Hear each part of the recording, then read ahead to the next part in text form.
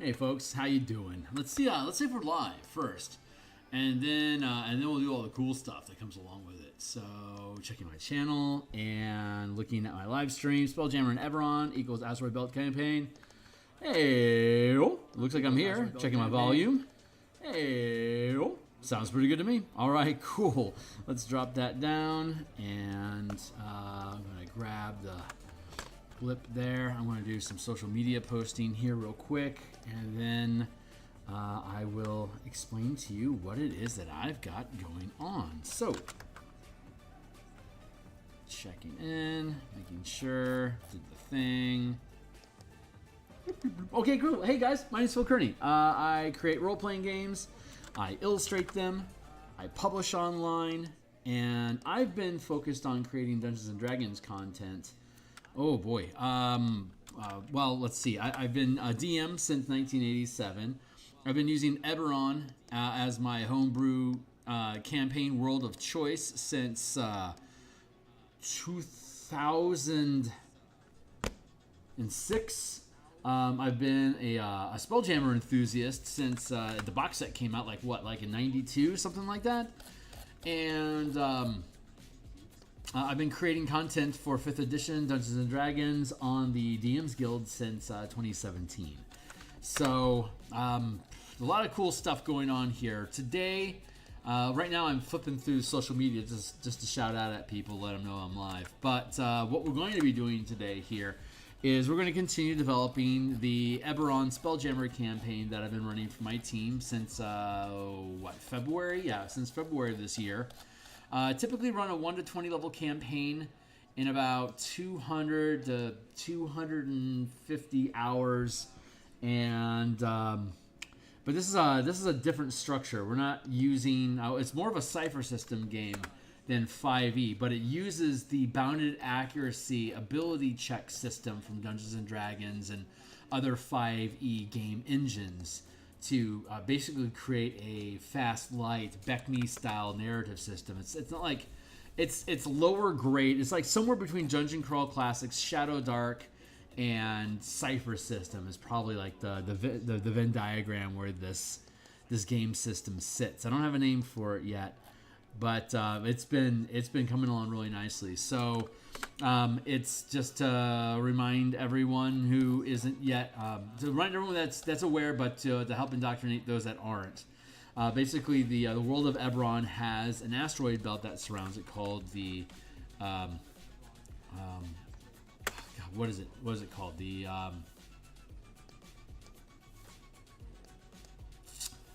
I forget the name. Anyway, there is an asteroid belt that surrounds Eberron, and it's full of dragon shards and precious metal. So the idea about the campaign is that different mining operation guilds go into orbit with Spelljammer ships, mine the asteroids, and then bring the resources back down to provide psionic crystals, mana stones, and just precious metal in general for other players to participate. So that's the campaign here is based around the team. The players have control of one of these guilds, and the characters that they use are members of the guild performing different tasks on behalf of the guild. So let me clear this out of the way. I will get this fixed here. Let's see. I'm on the X Twitter platform here at Theurgy. You can get coupons, images, illustrations, notifications when I'm live in the future. Be welcome to tag along if you want to get word of what's going on. Here on YouTube at Theurgy, like, subscribe, hit the bell icon to get notifications. Here is the full playlist of the 20 episodes of developing this asteroid mining adventure campaign. Here's my Discord communities. You can access it through my Discord without being a member of the Patreon Twitter account there. And here's a slew of books, the Spelljammer Combat and Exploration book that we completed that you can see the cover here for. And Spellpoint Warlocks, Pacts and Patrons of Ravnica, the Color Mana Spellpoint variant rules. I tell you what, I believe I am one sale away from, it's a pay what you want, so I'm not 100% sure, but I believe I am one sale away from gold medal bestseller on the Spellpoint Warlocks. So check out my books if you think this stuff is cool. If you want to pick up the pay what you want Spellpoint Warlocks, if you spend at least $1, it'll go towards it'll go towards the medal. So bless you if you're willing to do that. Huge milestone for me if we can. This will be my first gold medal bestseller as an indie publisher. That makes me very, very proud inside of the D&D economy. So what are we doing? You know, what I should probably do is grab my orbital campaign stuff, just in case I need it. Don't think I do, but I want to grab it all the same. We'll continue working on the Warforged Machines. Basically, Warforged Machines is a supplement for Spelljammer 5th Edition. That instead of having Spelljammer ships that are in shape of animals, the Spelljammer book that we built is you have melee weapons that kind of correspond with the type of animal that you have. You got a pecking bill from like a crow ship. You're going to be doing piercing damage with your ram. If you're a scorpion, you've got big pincer claw things. You're dealing melee damage and melee attacks with your ship with these pincer claws. A nautiloid from a lithium nautiloid has a bunch of tentacles like an octopus that wraps around ships and tears them apart that way. But these are all animal shapes. So one of the fun things about the Spelljammer system that we developed is that it doesn't matter what shape your ship is, it's just the pilot. So you're infusing your essence into the vessel that you're controlling, so that you're literally animating it to become this massive sized fake creature that you're piloting, right? So if we take it to the extreme, we can just build ships in the shape of humanoids, and they basically become Gundam Mecha Evangelions and use the same action economy and movement system that we already have in the Spelljammer book. But now we have, you know, the reason to build like 40-foot swords and you know, hack at kaiju creatures, Pacific Rim style. We can do that now. 200-foot tall Jaegers. It's all the mechanics are here. Just got to build out, make it pretty, play test it a little bit, fighting different giants and kaiju creatures, and then we can publish that. So now that the 2024 books rules are out, I'll be able to update this. The other project that we're working on are Spelljammer subclasses. We have all 13 subclasses have been redefined using the Spelljammer rules that we use. And like the siege engineer creates and commands siege weapons on your ship. So there you go, like not the artillerist. This is specifically affecting siege weapons that exist, or at the highest levels you can create your own. This is all 13 classes have a subclass, and now that the 2024 rules are out there in the wild, we'll have an opportunity to convert this over as well. And here is the actual Asteroid Mining Belt campaign that we're working on currently today. It uses the Guilds and Kingdom system that I've been developing for the in-command system. That will be a DTRPG project, as will this just system in general once we get there. So one thing at a time. But the way that the campaign works is that here, let me grab our orbit here. Okay, so the way it works, the team has these different Oh, that's just, let's close this out. Save changes. Yes, I have to close out the program because it's not acknowledging my Zoom function properly, so I have to relaunch. We're basically doing DM dev work today. We're going to build a dungeon inside of an asteroid for the team to explore. We're going to build it in the 5 dungeon format. And we're going to use Oracle dice system to randomly determine what is going on. So this should be good. We're back on. Okay, great. So here's our team. This is each one of these squares is 10,000 miles. This is the square that Eberron occupies. This is the orbit, the orbital. We call it hub. It's basically a synthetic world that's been created that goes around Eberron, that the population that goes out into spelljamming space will spend time here. This is where ships dock. This is where all the materials go to. A lot of this stuff actually gets refined in orbit and then ingots get dropped down into atmosphere on cargo. All the slew and garbage that comes off of this just literally gets dumped out into the atmosphere, and it burns up on the way in. So they're basically using the eberron's atmosphere as an incinerator. But if the asteroids, so there's this unstable orbit of asteroids that are rotating around the planet, and they just kind of naturally just slush their way down into until they hit the atmosphere, and then they fall in. And if the asteroids are too big, they could destroy everything. So we have to break the asteroids down. So all these mining organizations, their job is to protect the planet from getting smashed by asteroids. And their benefit from this is, as you break up the rock, it'll get small enough that it'll burn up on hitting atmosphere. It's not a problem anymore. But you get to keep all the good stuff that you find inside of the rock. So while you're breaking this rock up, if you happen to find platinum ore, keep it. Take it to the refinery, process it, and then we'll send it down. We'll distribute it where it needs to go. That's not your problem. Unless the team wants to build a trade guild to actually maneuver these different resources around. But the team only controls the asteroid mining guild. So wherever there's a letter, A through G, these are territories that the team has purchased by basically trading resource. They break down an asteroid depending on the mineral inside. They get different points of resources, and then these they basically get wealth, which is measured as resources that they gain. The resources are points. You invest the points. You invest them in growing your organization. You can purchase the deed, the territories. It's like all of these black zones here. These are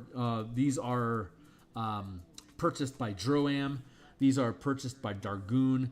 These are purchased by Arenal. Droam is like the gargoyles, Medusa, trolls, ogre mage, monstrous creatures that are smart enough to be civilized-ish, that want to have an equal seat at the political and economic tables so that their nation can grow. Dargoon is the fallen green-skinned nation that is remnant as the Corvarian humans took control of Corvair. It basically forced the Dargoons to be siphoned off into reservations. But once the orbit opened up, they all just like this reservation stuff is bullshit, and they all migrated out into orbit. So the entire Orcish and Hobgoblin, the Hobgoblin bugbear population of Dargoon is now in orbit. Arenal, the elven population, has basically extended its reach from Eberron out of the surface into orbit, and out here the elves can grow these world trees that are a mile in size that they can just kick off and let them just slowly float out into wherever they're going to go. Elves are effectively immortal, so as long as they avoid tragedy, they can just basically live on this mile-sized tree and let their population very slowly grow over time. So by the time they find a world that they can inhabit, they can, use the tree to basically plant and then what's the word? Terraform whatever planet or moon it is that they land on. So that's like their mission. And then we have Sarlona. Sarlona they're all psionic. They're possessed by these Dalcorian dream creatures that basically possess them in their sleep and then take control of their body. And so the entire nation of Sarlona is basically like Invasion of the Body Snatchers. But they're all psionic. And as they pull more and more powerful psionic crystals together to create these resonators, they can manifest larger and more powerful CR dream abomination creatures that can defend their nation, kaiju style, right? So they want to be in orbit harvesting as much of this dragon shard crystal as they can so they can create larger and larger dreams for themselves and rebuild their own reality in the dream that they wish to fulfill. So that's their long-term goal. And then all these white zones are Corvarian, is five nations. And so the guild that the team controls consists of Moorhold, Zalargo, and the displaced nation of Seer, also known as the Warforged. In my campaign, all the Warforged that live were actually sacrificed Seeran magistrates of the machine, of the artificer god that they worshipped. And so when they would die, they would get their soul would be recycled and then became Warforged. And this was a big campaign secret until it was discovered, and that became the campaign to awaken all the Warforged. And now that they're awake, my campaigns are serial, so they progress from one campaign to the next. So now in this campaign, the Warforged are awakened. Their nation has been destroyed. They have no place to be. Let's go into orbit. We don't have to breathe. This is a great place for us to regain and build wealth. So a bunch of artificer Warforged, all aware that they were once sires in the Sire Nation, and that they have been displaced just like the Dargoon have been displaced. So they just don't get along yet. But that's what the Warforged are about. So all these territories, these are different guilds that occupy zones of their own. And then each of these letters, these are territories that the group has purchased. It's like these little margin zones between Dargoon and elves. Between the orcs and the elves, what could go wrong, right? That's why these territories are still available. Between the human nation, between humans and Dargoon monsters, there's this buffer. You can see this buffer here between Sarlona and the Five Nations, because the Five Nations don't get along with any of these nations naturally. So they have this degree of separation. You can see the elves have no degree of separation with the Five Nations, but that's because that they get along. So no problem there. So they can.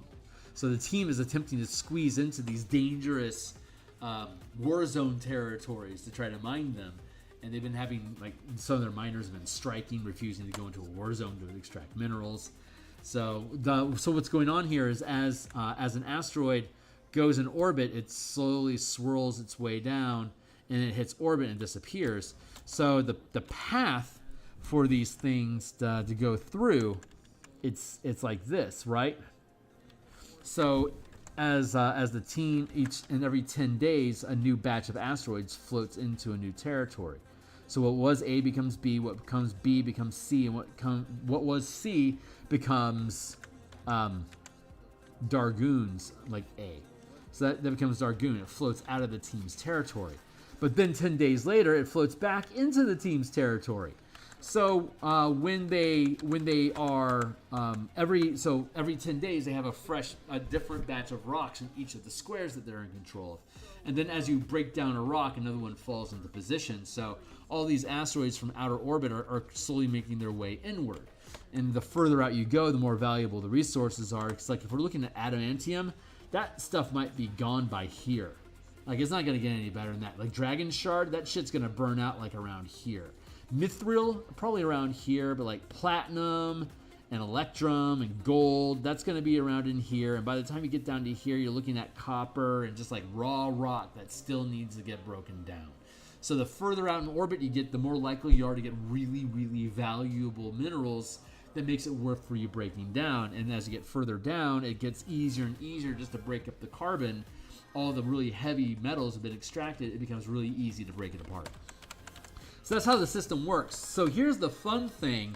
Dargoon has been camping in their territory F. They can't mine it currently.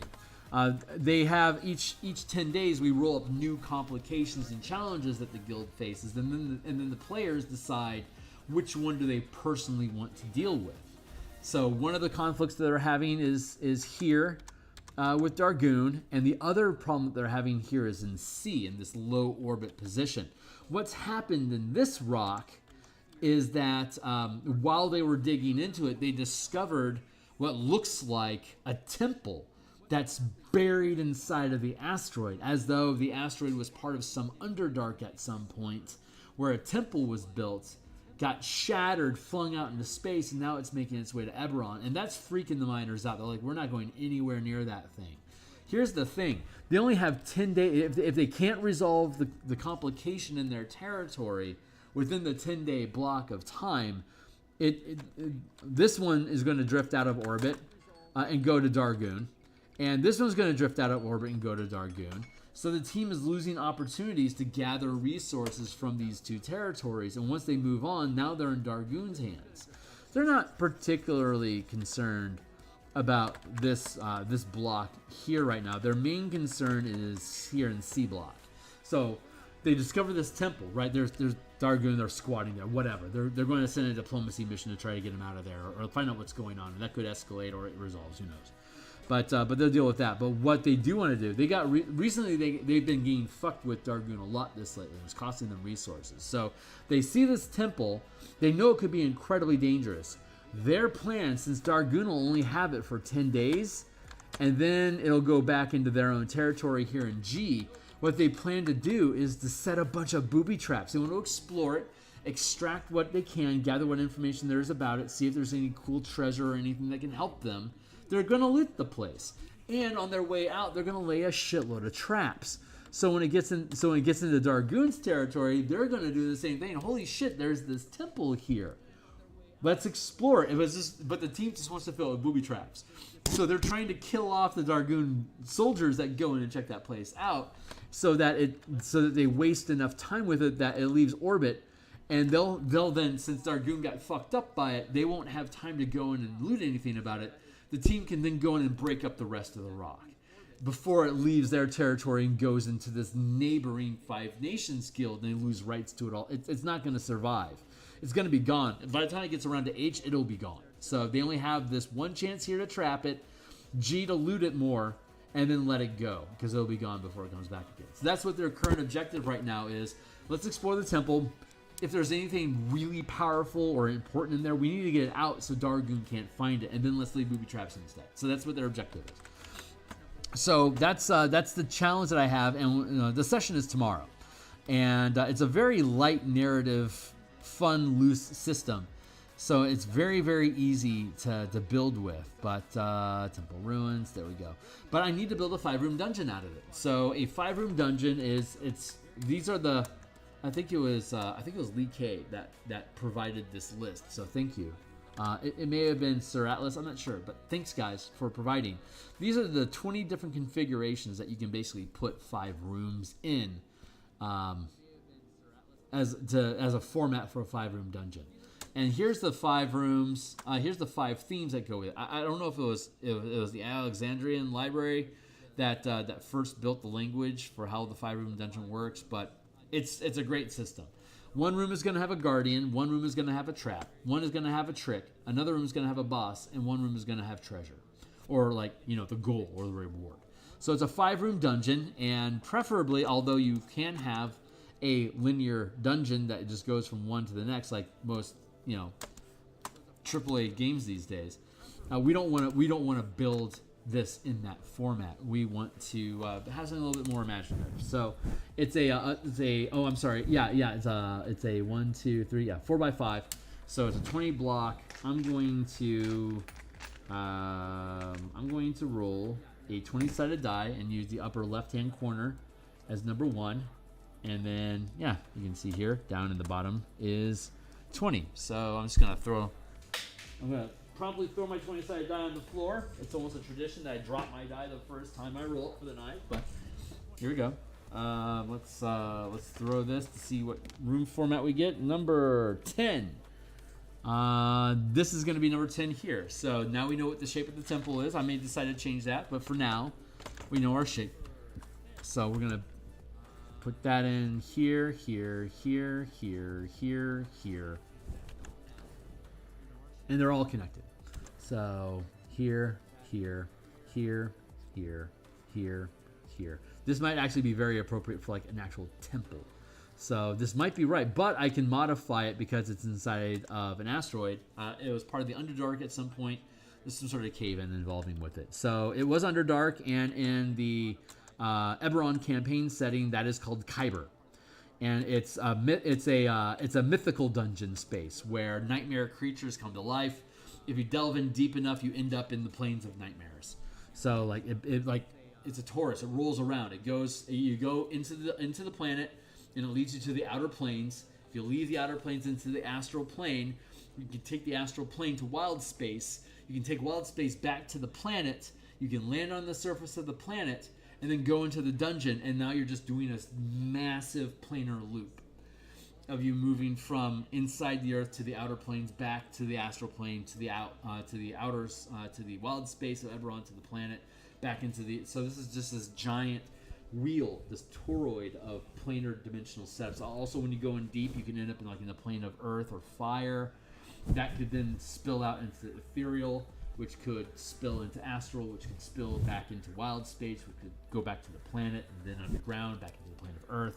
So you have all these wheels that spin reality in this energy circuit. So we're going to use the Oracle system here to start grinding on what these different rooms are about. So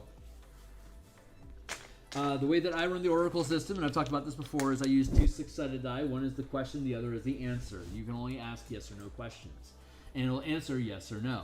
The question die determines how likely it is, because the answer has to equal or beat the question number for it to be true. So if I say, am I in Seattle, and I roll my dice, I get a 1 and a 3. So 1, am I in Seattle? And absolutely, I'm in Seattle. I live in Seattle. And then 3 is going to equal or be better than 1, so the answer there is yes. If I had said, are you in Florida, and I got a 6, and I rolled a 3, that means no, I am not in Florida, because I did not roll a 6. A 6 is highly unlikely to happen, but if I happen to roll it, that's important. Hey, I succeeded when I should have failed. If I rolled a 1, but I rolled a 1 with it, it's obvious that this is true, but there's a complication there. Something's off about it. If I roll a 1 and a 3, if I roll a 1 and a 6, it's not only is it the most obvious thing, it is done in the absolute way that you would the most tropey way you would expect it. So you have ways to interpret the dice, but in the gist of it, it's the question sets the DC, and the answer has to match or beat that result. So I will ask yes or no questions, kind of like with a Magic 8 Ball, and depending on how the dice roll, it'll tell me yes, no, or there's something weird about it. It'll always be yes or no, but then it'll give me gray area language. So I've been using this Oracle system for decades, basically since college in 1994, I think, is when I first started using Oracle. Back then, it would be percentile dice. The team would ask me a question. I'd roll percentile dice, and if they matched or beat it, the answer was yes, and they fucking loved it. Because they could go down any rabbit hole that they want, and we could basically just build adventures out of nothing as a result of it, as we both figured out what are these dice supposed to mean. It was a lot of fun, and so I've just always used that to be able to just improvise and magic up a game. So that's where we're going to begin. So we know there's 5 rooms. First things first. It's a temple. What is this? Is this an evil, dark cultist temple thing? 2 out of 5. 2 on 5. So. Or 2 then 5, I guess. So yes, this is evil Kyber dungeon. So it's full of nightmare dreams and stuff like that, right? 3 and 6, so it's 50-50 that would be, but a 6 it absolutely is. So full of nightmares. Here's a big question. Is this going to tie into a previous campaign that I ran? 1 and 3. It definitely is, and here you go. So, one of the campaigns, the last campaign was a time travel Groundhog Day campaign. The world was being destroyed by nightmares, and the team had to figure out how to stop them. Otherwise, they would die at the end of the day with the rest of the world, and then they would reset and try again. So they did a 20-level campaign from level 1 to 20, stuck inside the same day, trying to figure out how to stop the world from ending. And eventually they figured it out, because once they get to the 20th level, they're gods. They do whatever they want, and they wanted to save the world, so they did. But it's a very satisfying campaign, gathering that power over time, even though you know that eventually, by the time they go to the 20th level, they will win. It's just at that point style. So it's a lot of fun. So Nightmares past campaign, is this a BS Chamber of Holding? 5 on 6. Should this be this close to orbit? Is this too close for this to happen right now? 6 on 3. So the answer is no. It is this can happen. So is this happening? I didn't expect this to happen so soon. Okay, so let's see. There's the BS chamber. Is this? There's the BS chamber. There's the Hag's Lair. Is it the BS chamber of holding? 6-1, absolutely not. Is it the Hag's Lair? 6-2, absolutely not. What other realms did they run across underground? There was the Mushroom Farm, 6-1. No, there was the Bat Caves, 1-1. Okay, the Bat Caves are attracted to things with light, so are we going to call that the Guardian? 6-1, no.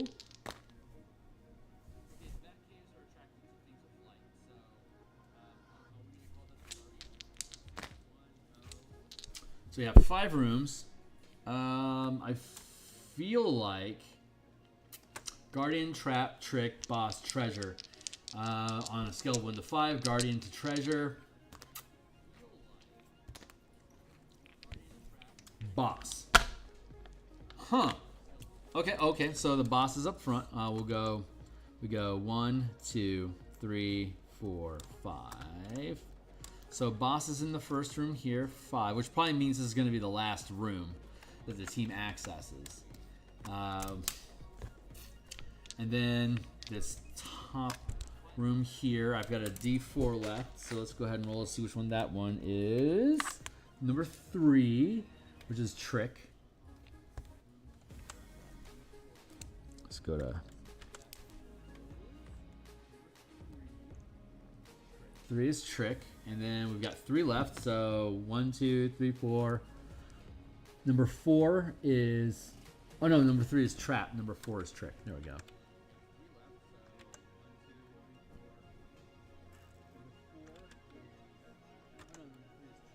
There, and 1 or 2. So we have a Guardian and Treasure, 1 and 2. All right, so Treasure is over here, and Guardian is here.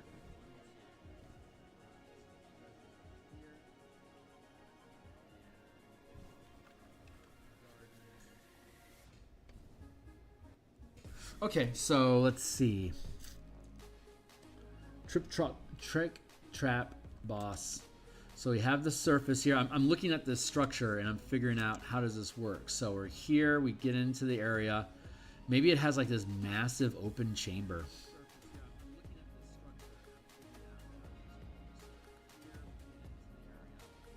Ooh, and maybe it's like we have this entry level here, and then it drops down to here, and then it drops down to here, and then it drops down to here, and then it drops down to here. So we have like 1, 4, 2, 3, 5. And when you look at it overhead, the team comes in here. Let's do 4, 2, 3, 1, 5. Right. So the team comes in, and so basically it's here, and then it drops down to here, and then it drops down to here, and then it drops down to here, and then it drops down to here, and then way down here at the bottom. But this whole thing is open. It's like these crisscross each other because it's an open. It's basically an open shaft. It's just a massive. It's a massive shaft. So they have to. So the bats are in the middle of the room. So there's these moth bat things that in the previous campaign when they went into Kyber. If they had a light source out, they would be attacked by these moth bat things. So the way that we have it currently work is that you can't just see in the dark. You need to have a light source. So they're going to have to learn how to navigate from one area to. They're going to have to move along the wall. If they have lights going out here, they'll attract the attention of the bats and they'll be attacked. So that will become a problem. That is a very interesting problem. So yeah, this is all kind of like a vertical thing we got going on here. I'm really happy about that. I like that.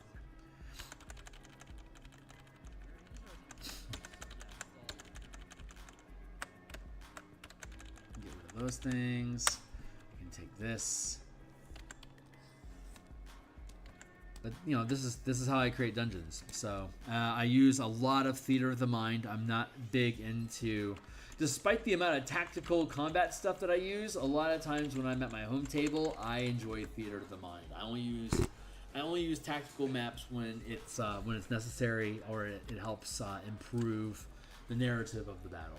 For the most part, I try to work in theater of the mind as much as possible to encourage their creativity to fill the space themselves, instead of looking at the map and not seeing anything, and thus turning their imagination off and relying on me to tell them. It's like, it doesn't work that way. It works a lot better if they retain control of that interest, you know. Let's get started. On my clock, it is 6:50. We'll probably get this figured out. Okay, so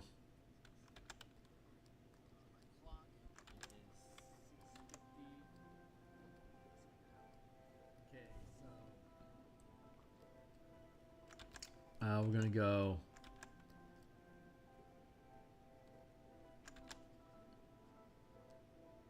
I'm gonna cut this off. Let's scooch this over.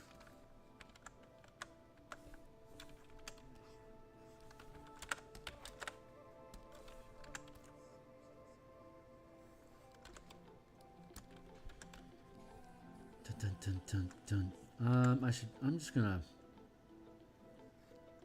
reshape this like that.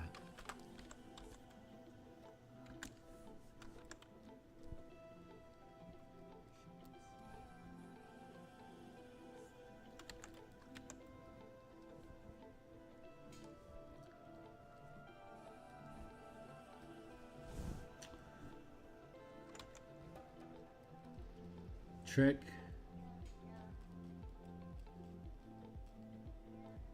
No, wait. Boss. Trap. Trick. Guardian.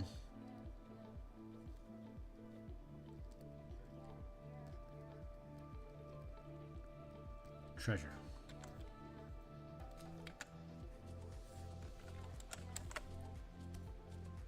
We already know that the boss is going to be the swarm of bats. They will attack and they will kill if they have a light source. So now they're going to have to figure out a way to be able to maneuver in the dark.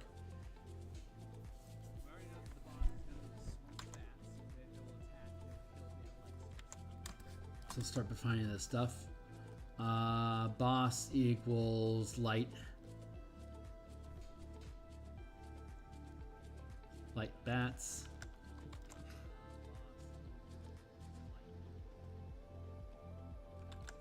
Oh my god, I was thinking about light starved. Just call them light bats, I think, in the original campaign. Boss. Drops. 2. Drops 3.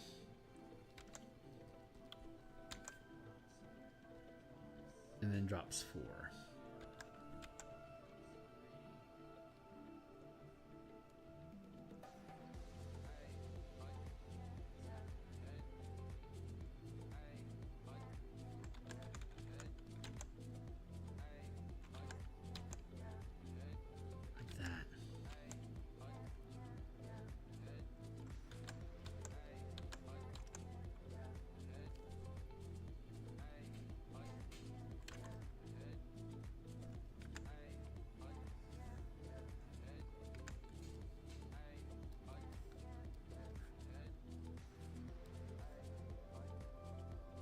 No, that's good enough. I don't need to fuck around with that. Okay, so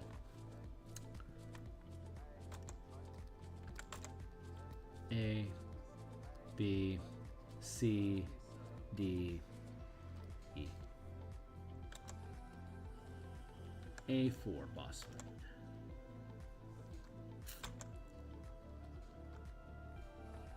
Equals light bats. Can't use light.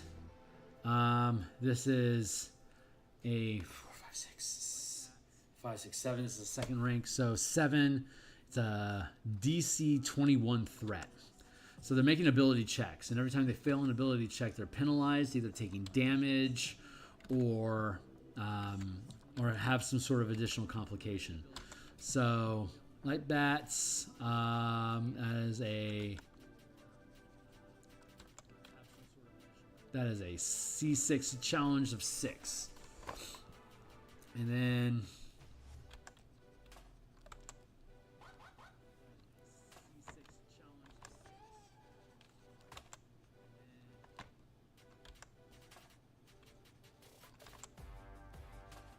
die 6, difficulty index, perhaps. Difficulty on a scale of 1 to 10, it's a 6. That feels good. DS6, I can go with that. A 2 is a trap.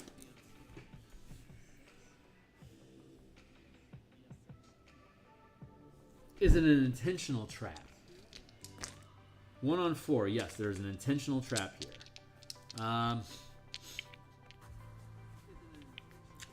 Is it magical spotlights? B2 trap.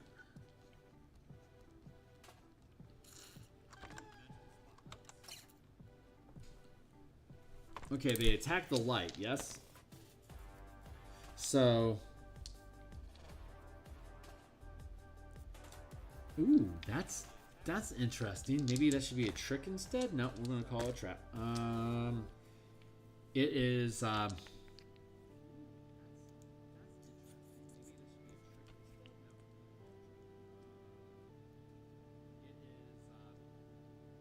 Huh, okay, so maybe there's like a set of... Ooh, wow, 2 on 2. Set of lights. So the lights... So once you get to this spot, lights will automatically come on along the walls. Along here... this is Oblivion. This is the outer wall, and it's on stairs or maybe a ramp that goes down. And so when you get to area 2, if you don't know the proper sequence, you turn on lights that go up the way you came, and you can't get through the door. So now the door is lit, and the pathway out is lit, and the bats inside of the chamber awaken and attack the light. So they're going to attack through you to get to the lights, and they're going to cram so thick into the lights that you aren't going to be able to navigate it without pissing and getting attacked. So that's difficult. Trap 3, difficulty in area 3, is going to be a trick where you can, once you get inside, you can disarm the trap. But in trick number 3 is you can, there'll be a device that allows you to navigate lights, like dancing lights. Yeah, it'll basically be an artifact of dancing lights that you can lead around the chasm to make the moths follow the light that you lead. If you turn off the traps, and then you have a light, you can take and you can guide the light moths where you want them to go. So I think that's pretty cool. Trigger trap lights. Trigger equals lights. And now there's an issue of, are all of them going to work? They're so old. Are they broken? 3 out of 5, many of them are. So I'm not going to know how many of them are broken until they attempt to open the trap and they create complications. So the degree of complication will determine how many of the lights are actually able to activate. God, all these dice are saying yes right now. And that last one was a 4 on 4, so the 4s are strong with this one. So the way that the system works is like, hey, you found a door. It looks like it's closed. What do you want to do to crack it open? It's like, well, let's see if there's any, like, if there's a catch mechanism or something. It's like, yes, you can find one, and when you do, you either succeed at it, and now it is easier for you to defeat that. Like maybe it's like this would be, sorry, I need to put in a difficulty. Trigger light, and this will be, let's reduce this, transform, shrunk it down, there you go. This will be a difficulty of 4 or 5. The range of difficulties is 4, 5, and 6 because they're second tier characters. On a scale of 1 to 10, first rank characters deal with 4, 5, 6, second 5, 6, 7. No, it's 4, 5, 6, 5, 6, 7. 6, 7, 8, 7, 8, 9, 8, 9, 10. There's only 5 ranks. Like, we basically have 5 proficiency bonuses in D&D. Every time you hit one of those tier marks, when your proficiency bonus increases, that changes the scale of encounters. Kind of like how Pathfinder is so keyed in on their range of stuff. This is similar to that. So difficulty 5, so it's 4, 5, 6, 5, 6, 7. The boss has to be a difficulty of 7. So the DS here, 4 or 5, which is it? Sorry, 5 or 6. It's a 6. 5 or 6. So they need to have 6 degrees of success. So, like, is there a trap on the door? Yes, there is, and here's how it works. And, like, say they get 2 degrees of success. Like, if they have to, 16 difficulty scale of 6, they have to roll a 6 times 3. They have to roll above an 18. So, if they roll, say, a 22, that's 2 degrees above 16. So, they would then not have any complications and make 2 points of progress. So when they do that, it's like, yeah, we want to look for traps and like figure out how to open up this mechanism. Well, here's how you think it works, blah blah blah. And since they rolled above it by 2, to be able to defeat the rest of it, they only need to have 4 degrees of success at this point. And if I want to, as a DM, I can actually lower it from from 6 down to 4. So if they then have 3 degrees of success, I could decide to leave it at a difficulty of 4, but they only need 1 more success. Or I can make they only need 1 more success because they already cleared 3 more, and that first degree of success is only a result of 4 or better. So depending on how I want to, I can either scale, I can either decrease the difficulty. Or I could leave the difficulty the same and just give them progress towards it. There's a couple different ways I can play it. So what I could do is with that 4, I could like leave it at a difficulty of 4. They've gained 2 points of success towards it. It's still a complication of 6, and they still need 4 more successes. Or it could be you had 2 successes. I'm now going to reduce this to an overall complication of 4, or a difficulty of 4, but I'm going to give you an additional complication of 2 on top of it. Like a light turns on, and now a small swarm of moths are coming at you, as opposed to a shitload of like the entire swarm awakening and attacking you as like an instant death sort of effect. So there's different ways I can play out how the successes of the ability check system works. I don't need opportunity attacks, for instance. So the team has their attack, and they can take like a minor action of like moving or drawing a weapon or concentrating on something or whatever. So when they have their one action, if they're attacking something and they fail the attack, they will then basically take an opportunity attack themselves as a penalty for failing. They'll then take damage in proportion to whatever the degree of failure that they had on, basically on a scale of 1 to 10.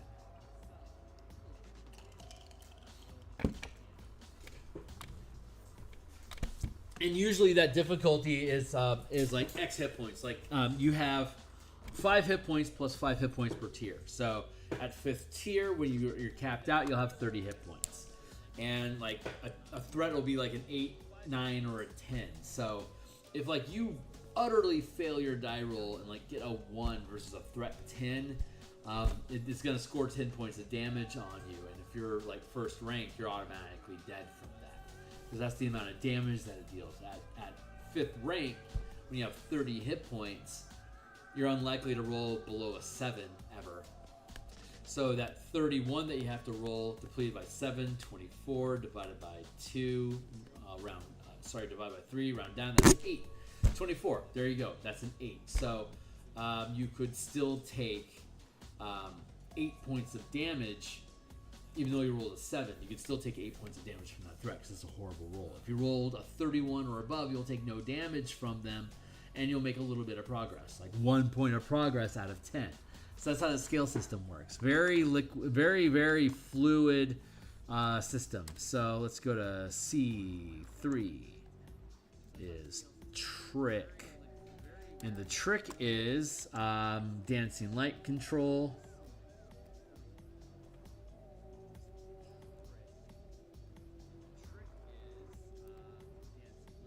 And this is going to be either a 5 or a 6. It's a 5.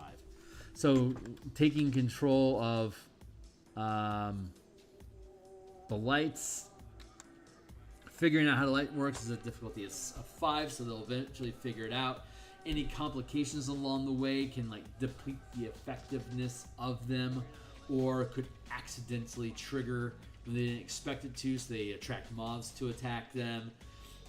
Or while they're doing that, they accidentally bump into something else and a whole new thing comes up. So there's the moths here. Are there like construct guardians? 2 on 3 says yes. And is there like some sort of like eldritch abomination at the bottom? Yes. Is the eldritch abomination a light-based creature? Yes. So the moths act as both a deterrent from others, but also as a jailkeeper for the abomination. That's interesting. I like that. D1. And then E5. Trick. E5. Okay, so the dancing light. Should the dancing lights be part of the trigger room? Is that how it should be? Yeah, this should actually be the same thing. So we'll call that trick and trap. A, B. We're going to call C3 equals living chambers.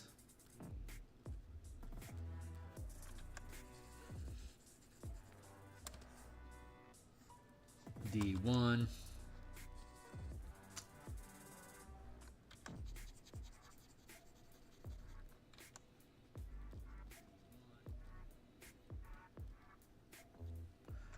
D1 is the temple proper, where actual worship occurs. God, that's interesting. Oh, that is okay. Hold on.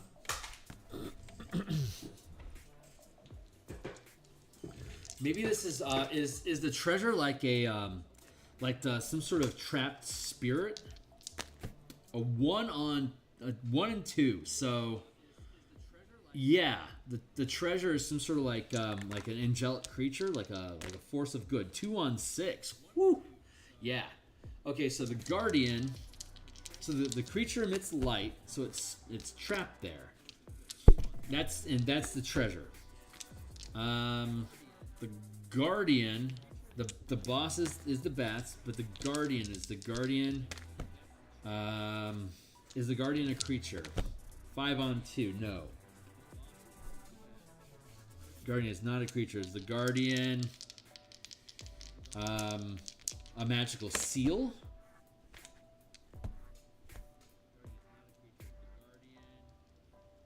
Six on 5. So yeah, it is. Okay, so it's a magical. So okay. Oh, and as they activate the seals, it becomes brighter. So the bats swarm more. Neat.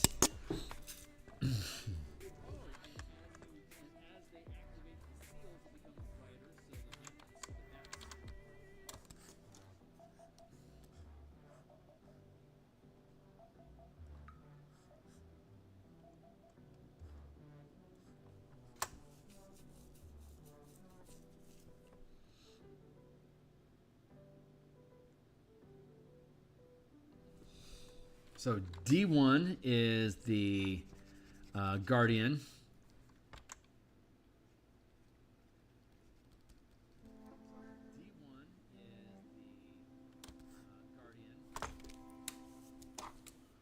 Does the living chambers provide... Oh, because there's a temple, so there's living chambers in the temple. So do I need to build another 5-room dungeon for there? Yes, I do. So I'm going to live... Okay, so you have this structure, and then inside this structure, once you get past the traps halfway down, that's where all the living actually happens. So there's a thick layer of protection between the surface and where the temple actually is at, and then inside below the temple is the seal gate that keeps the angelic creature trapped inside. Is this angelic creature good. 2 on 2. It's actually legitimately good. And it is truly imprisoned here. Yes. 6 on 2.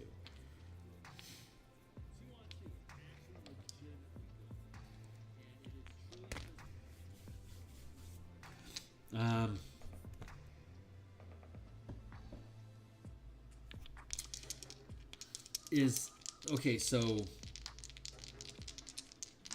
it'll gift the players. Yes, 2 for 5. It's gonna 5 on 2. It's gonna gift the players. They're going to get some sort of a boon or a blessing. Maybe loyalty resources, more loyalty resources.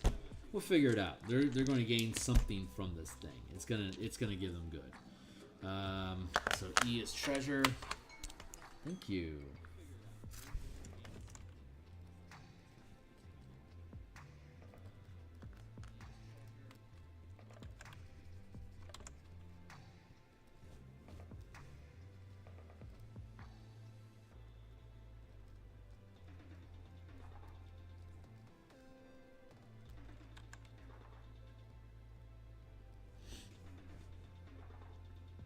Being of light.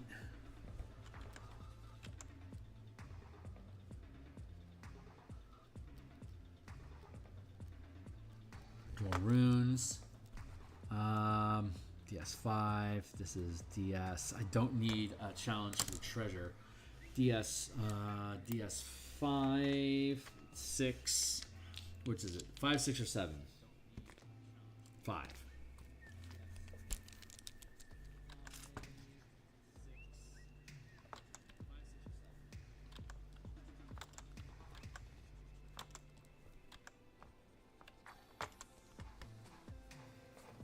Seven, 6, 5, 5.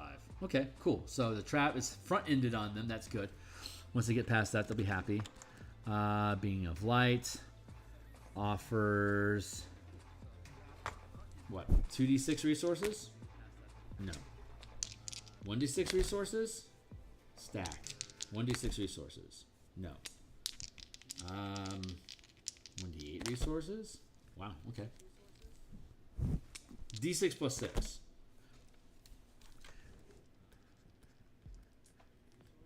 D6 plus 6 resources, which are going to come in the form of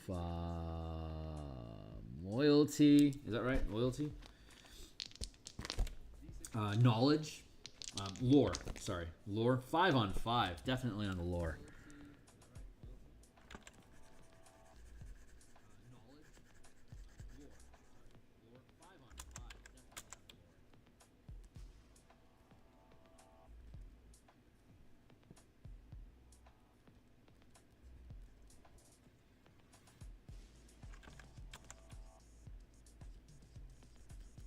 Loyalty. They have loyalty, commerce, military, and lore. Those are the 4 industries that they build.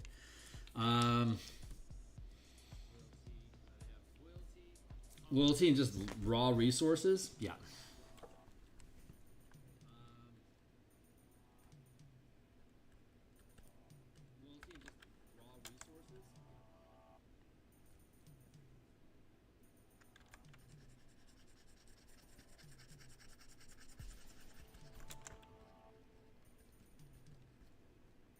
Neat. But there's no guarantee they're going to be able to resolve that. Whew. Interesting.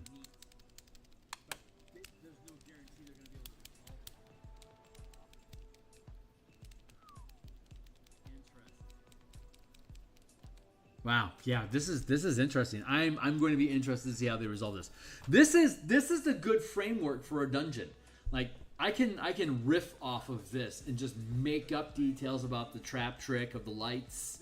The living chamber. We're gonna build the living chambers now, so let's build that. We're gonna create a separate 5-room dungeon.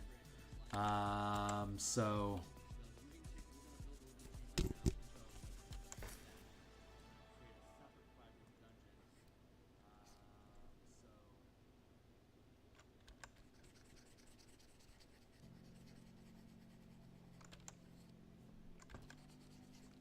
This leads further down.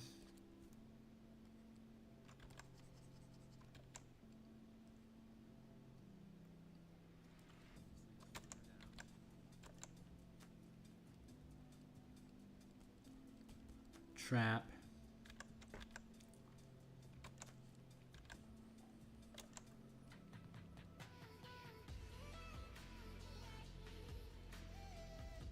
Trick. Trap is on the outside, trick is on the inside. That's that. I like that.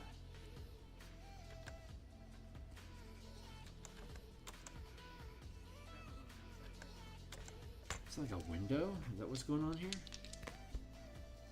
Can you see it from the outside? No, you can't. You can see it on the inside? Yes, you can. Is that an illusion? Like some sort of magical effect? 4. Yes, it is. Neat.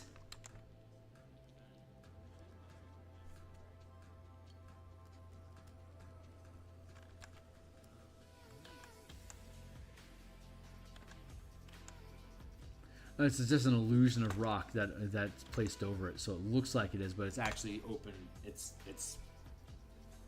an open space. Could you literally jump out into oblivion? Yes, you could.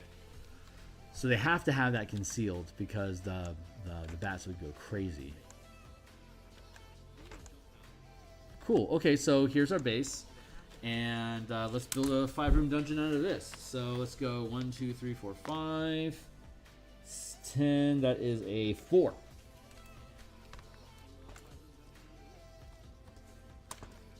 This is what that would look like. Huh. Okay. 1, 2, 3, 4, 5.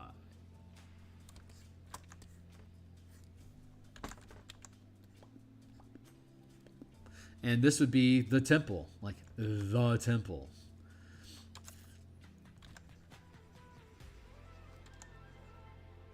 And this would be the temple.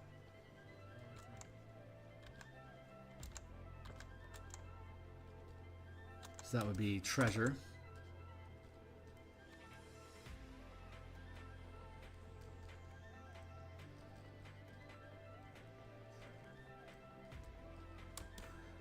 This would be either, this is the room here, so this would be either the guardian or trap. Let's see how it rolls out. I know that the temple is the treasure because that's what leads to the that's what opens the chamber. So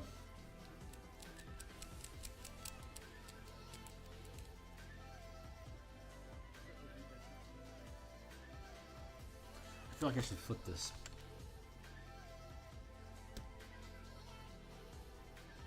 Wait, I'm having a thought.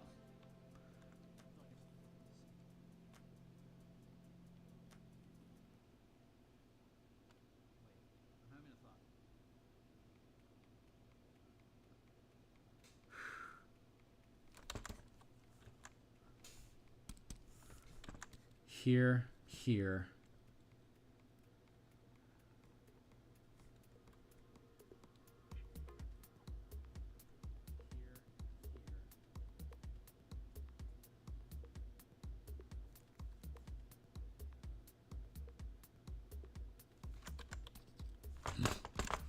All right, we're thinking.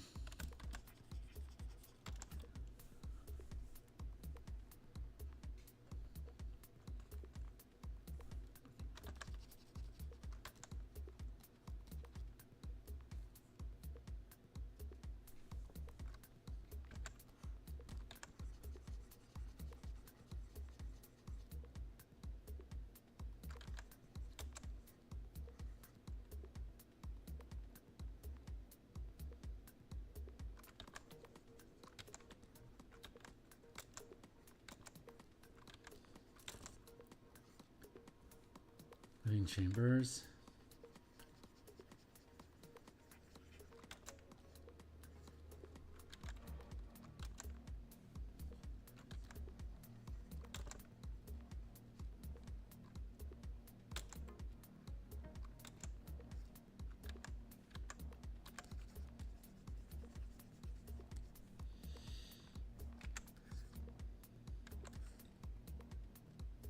And then treasure's actually at the bottom.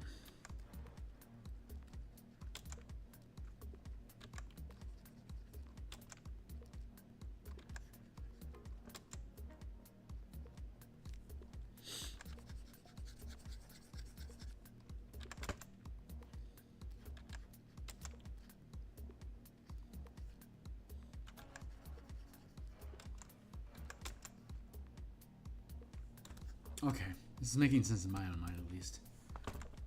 So 1 to 5, no, 1 to 4. 1 is Guardian.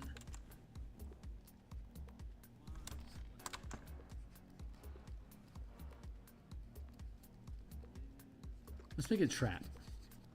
Let's make that the trap. A2. Trap. We already know what the trap is. Is there a new trick? Come on, guys. 1 for 3. Yes, there is. A, B, C, D, E. A, B, C, D. A2. Trap lights. B. 1, 3, or 4. Roll it. 1, 4. B4 equals boss.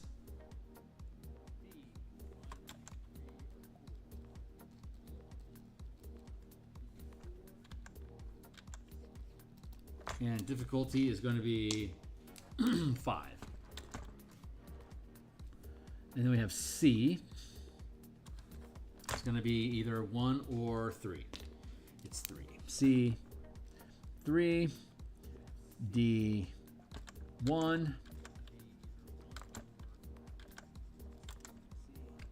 and then E is treasure.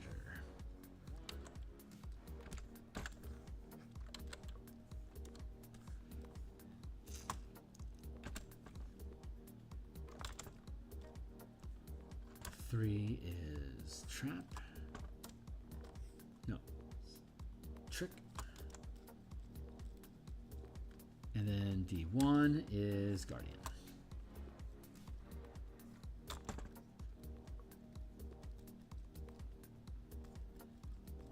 Temple is the treasure.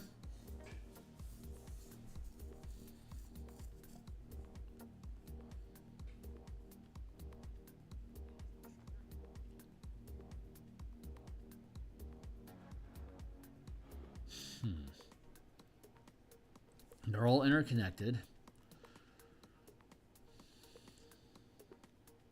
B4 is boss. If that's the, okay, so let's see. This was this would be living. Let's go with yeah, living.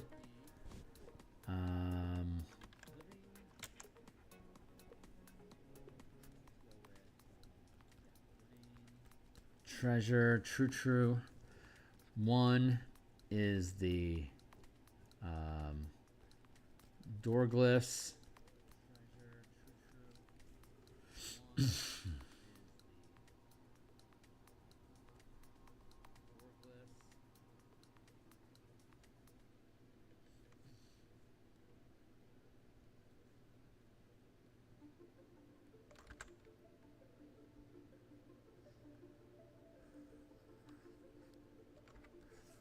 Excuse me.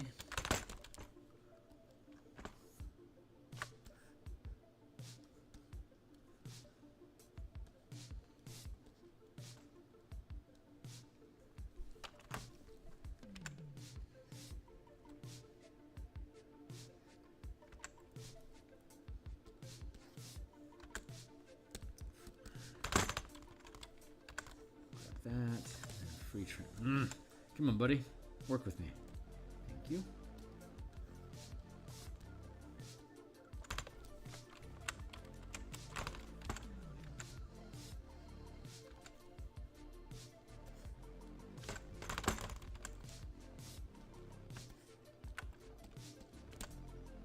Oops. There we go.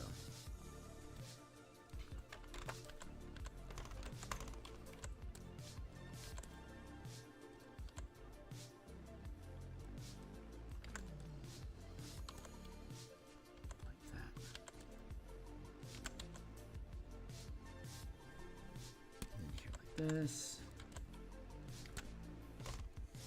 Okay, so that fits the same spiral pattern we had before. That's good.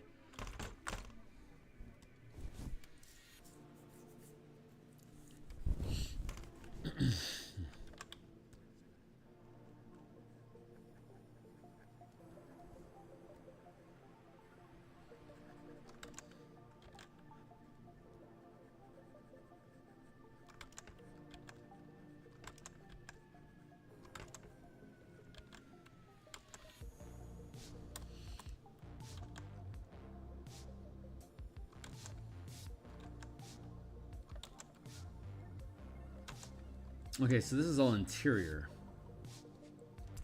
Well, this is all exterior. So you can't see.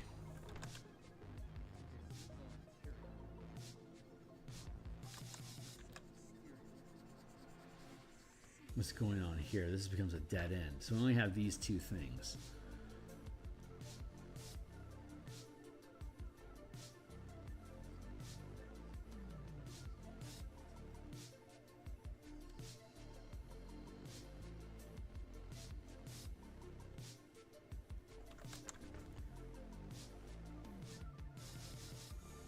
They could just drop down the shaft to get to the treasure and the yeah, they could just drop down the shaft, or they could take the walk down on the interior walls of the shaft.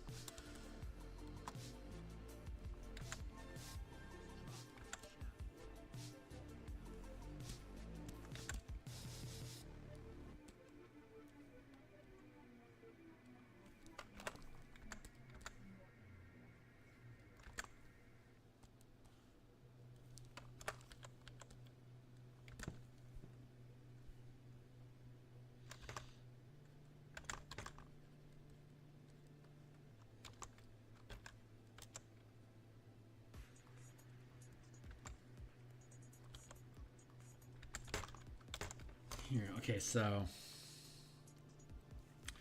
they go down to the bottom and then at the base.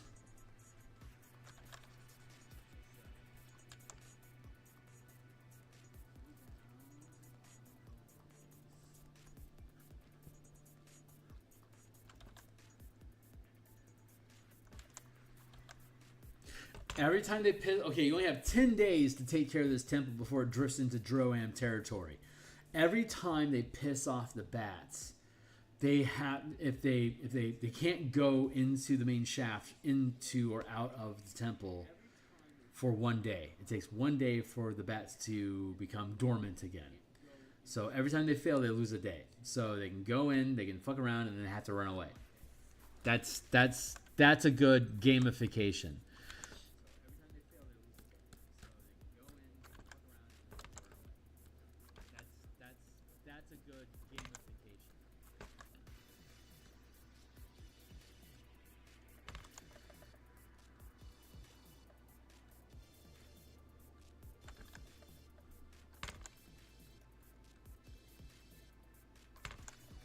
There, you got a little glyph pad down at the bottom of here. There's the temple exit.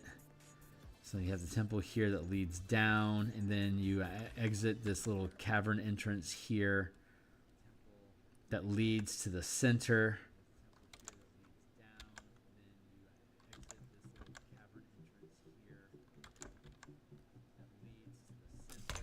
Is there some sort of a screen or blocking point halfway down?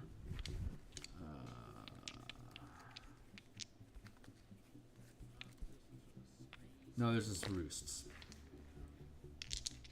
So they're all on every layer of the way down. How big is this thing? Like 500 feet deep? 1,000 feet deep? 1,000 feet deep.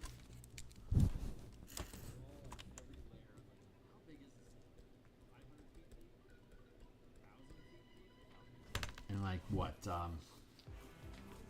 200 feet across? Does that feel right? 200 feet across. Nice. 250? 250.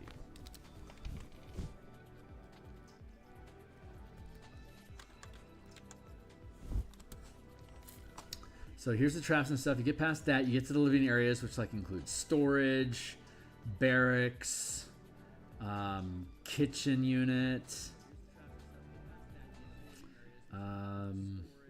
yeah, actual living space.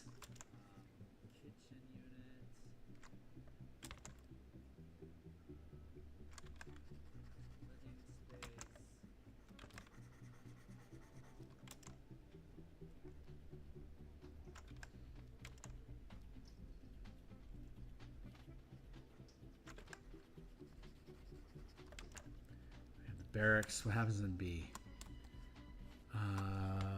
B. Okay, so we were looking at Perhaps the monks or the priests that were at this temple were trapped in here? No. Maybe they chose to be in here?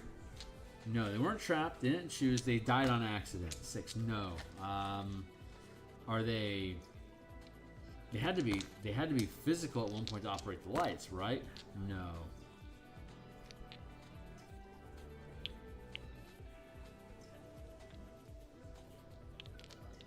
They're dead now. Yes. They're spirits now. No. They're not spirits. They weren't trapped here. They didn't. They did die here, right? Unclear. 3-1. No, they did not die here. But there's like there's some sort of entity presence. Is that right? Yes, there is.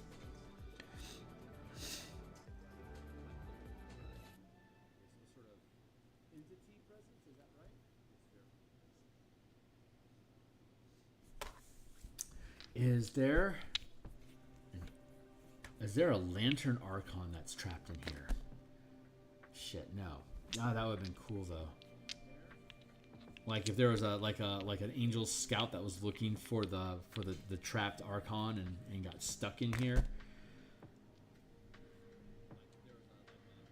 The only way that lantern archons speak is by Morse code flashing light. So if it speaks, it could get attacked. So it's been trapped in here, hasn't been able to call for help. God, that's fascinating. Does it hide itself as a dancing light? No. Does it take interest when the dancing lights are activated? Yes. So that explains the trick with the lantern archon, but it doesn't resolve the boss. We know the guardian is the sigils. The boss, that has to be there's something. I feel like this place should be haunted. Something that's in conflict with the archon, but they can't directly interact. Unclear. Can't. Wow. Okay. So.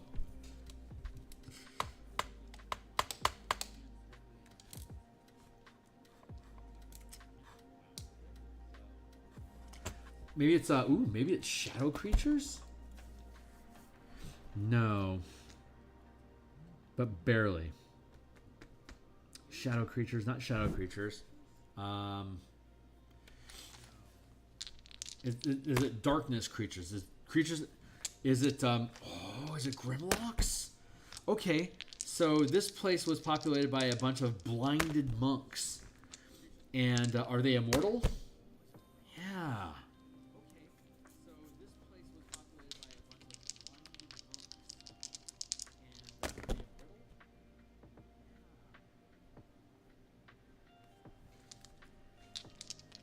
All the servants were blinded monks, and now they are they revenants? No. Are they whites? No, I mean, are they undead in general? 4-1 says no, they're not. Were they... Are they elemental creatures? That's weird. Tremor sense.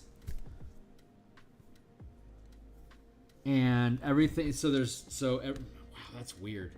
Tremor sense creatures operating light? Is that, that's exactly what's going on. Okay, so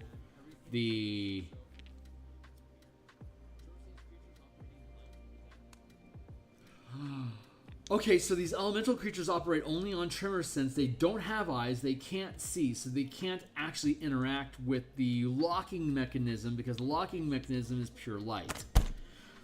Nice. 2-on-3. The Archon is pure light and it can't interact. The Guardians can't speak with it. They're immortal elemental creatures. So this place has elemental creatures that can't see. They can't operate the lights. The people that could operate the lights are no longer here.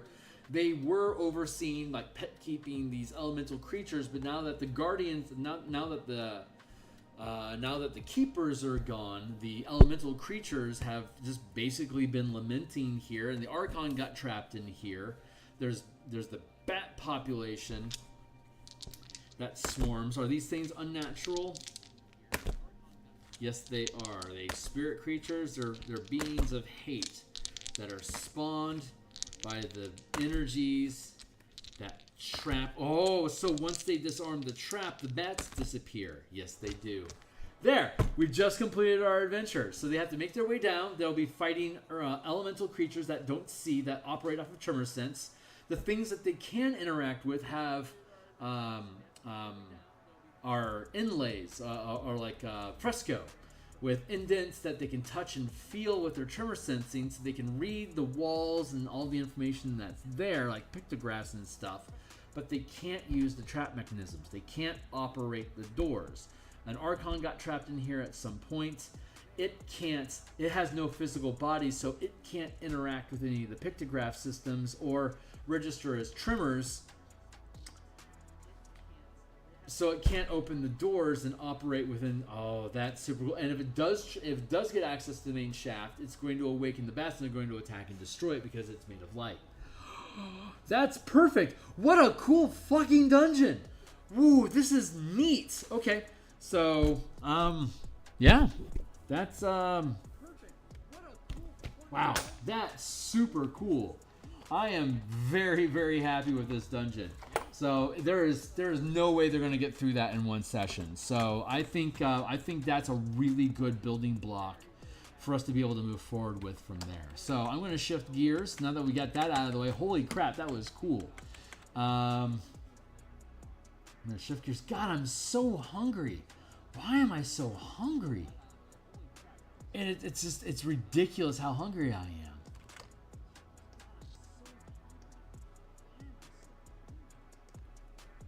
Let's grab that and let's go down to Marshall's.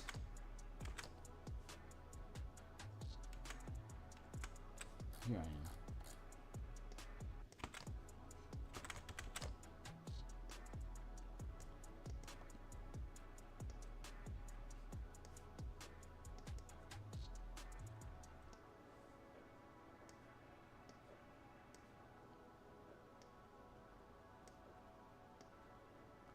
There, we're gonna go back to Martial Powers. So the 2024 books will be on DMsGuild, on D&D Beyond officially tomorrow, and so I'll have I'll have those PDFs, or rather I'll have that content online, which is what I do because I developed the system here.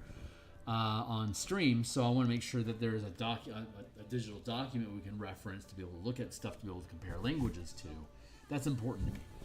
So now that the books will actually be on D&D Beyond, we can begin that process. I'm going to... What I didn't do on Saturday, we played with Spellpoint Sorcerers, and that was a lot of fun. But what I needed to have done was update the Strixhaven classes, the Strixhaven backgrounds, with the proper abilities. So I'm going to. How long will be on the stream? Hour and a half. Yeah, we'll probably. I'm going to go through the 10. Ravnica guild backgrounds to make sure that they're current with because we've changed the number of powers have gained or lost levels, and some have been folded into others. Some of them don't even exist anymore. We've added new ones. So I want to drop down here into our list of backgrounds, which really should be further up in the page. But here they are. Okay, Ravnica backgrounds. So here's what we have. Going from Azorius through Simic. There's 10 of them. So Azorius Guild.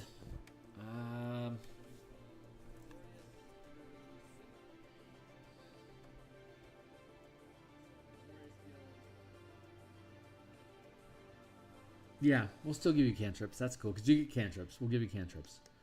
So let's go back through. So here's the stack of backgrounds. You get the 10 bonus powers plus 2 cantrips from the background itself. here is our list of powers that we can choose from. First thing I want to do is see what still exists here that's accurate, and if it's no longer accurate, delete it and let's add in something new. So, starting with Azorius, we have Restraining Strike, which is strike 1. Let's go to first rank strikes.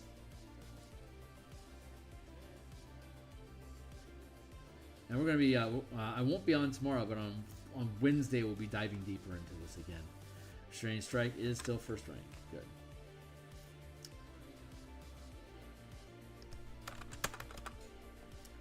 And Asium Strike, is that?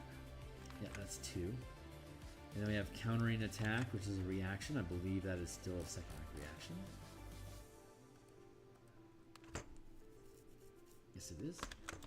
And Mind Sense, that might be, I think that's still Sustain 3.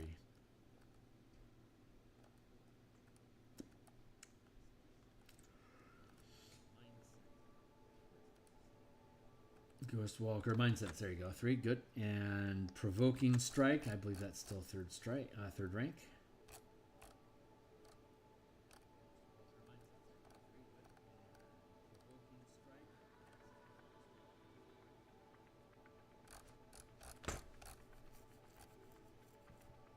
One, two, 3. Provoking Strike. There it is. And Castigation. Sustained. Castigation. Yeah. That's a thing. Sustain 2.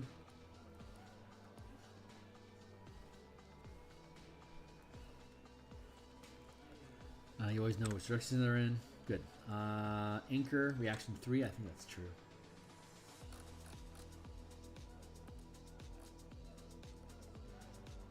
Anchor 3. Hexproof 4. Correct. Okay, so we have 2 blanks. What do we want to pick up? Restraining Strike and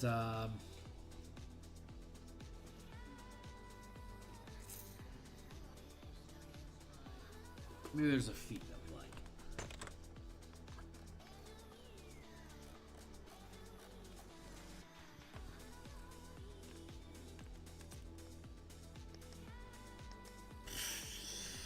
Inspiring Leader isn't horrible.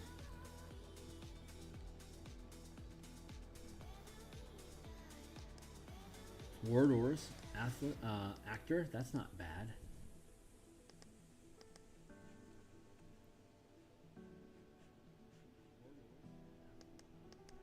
Nah.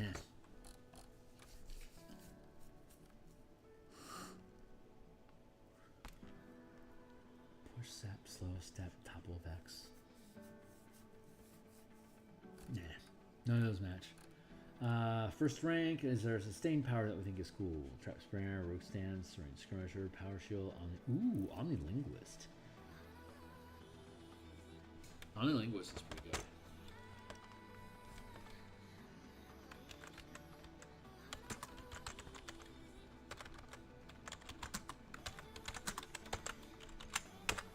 And second.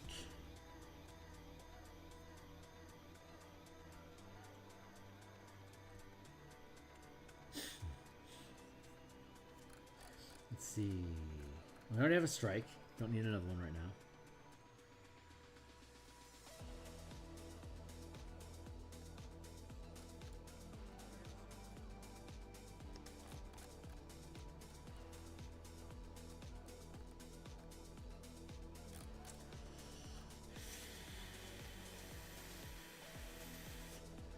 Reactions up, defense barrier. This is listed as level 2 reaction under Quandrix. That is now resolved. Thank you. Roll the hit, redirect. Redirect's not bad. Countering attack. We already have countering attack, right? Yeah, we have that third. Deflection, controlled fall, downtrodden, beaten switch, anticipate. Maneuver, second rank or better. Second rank or lower. Lethargy. Ooh, Lethargy's not bad. Lethargy's really good. Maneuver 2. I like that. Okay, cool. That is going to resolve Azorius. 1, 2. Boros.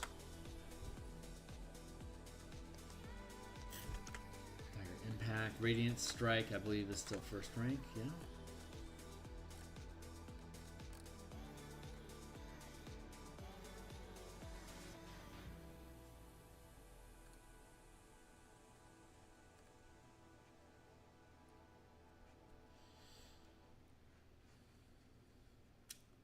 Where'd you go?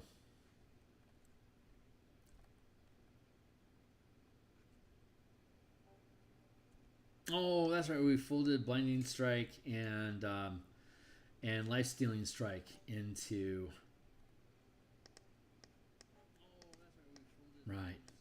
into that. Okay, so no more Radiant Strike. It's now this is Boros. Let's go with Flaming. Let's go with Flaming Strike. And Dire Impact should still be here.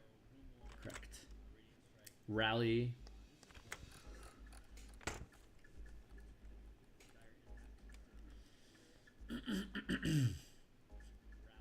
Let's see it. Maneuver. Rally. There.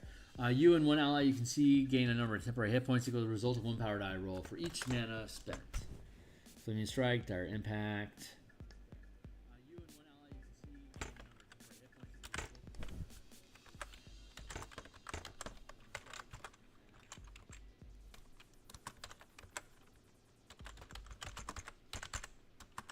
There, that's more appropriate.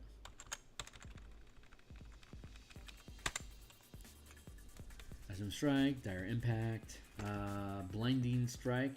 I think that's second rank, right?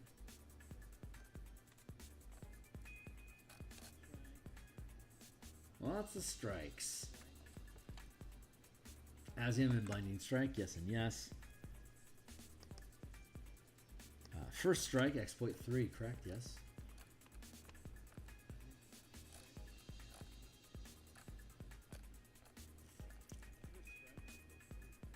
First Strike, when you roll initiative, if an enemy is within range of your weapon attack, blah. Life Stealing Strike, completely on point. Opportunist, Sustain 2, I believe that's correct. Opportunist, Sustain 2.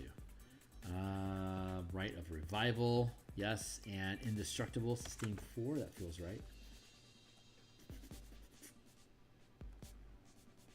There it is. Cool. All right, so Azorius is correct. Boros is correct. Let's play with Dimir.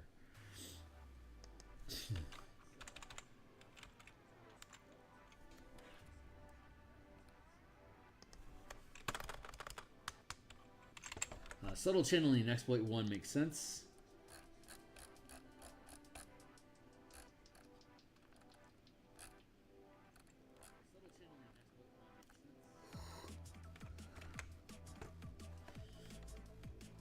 Inquisitive. Inquisitive no longer exists. That should be...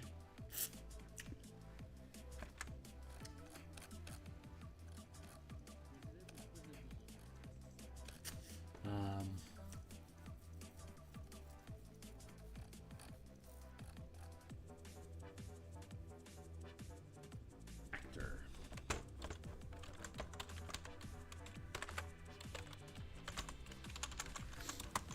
Feet. Mind Sense.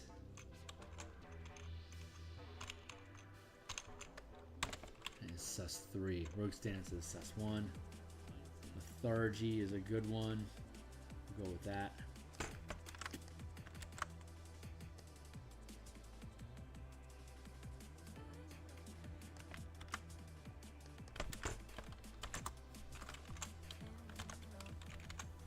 There.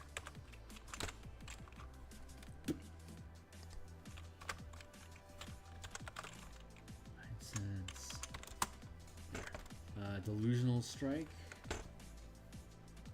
Do we still have Delusional Strike?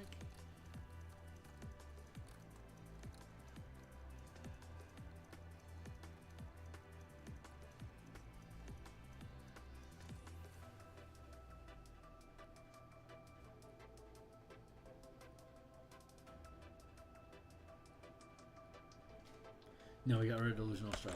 Okay.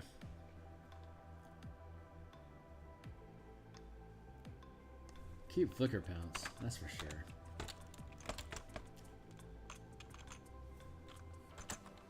Assassinating damage.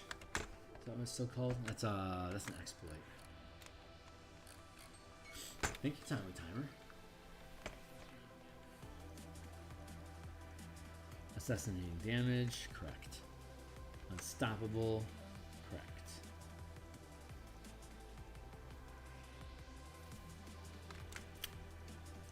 Vanish is a pretty good one.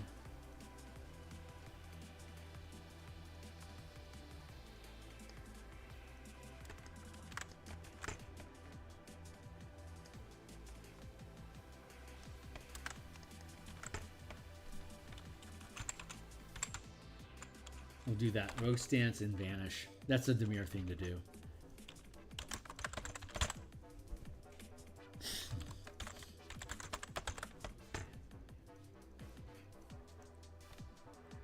Yeah.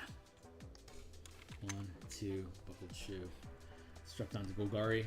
This is fun. I like doing these. I hope you guys enjoy tagging along with me on this.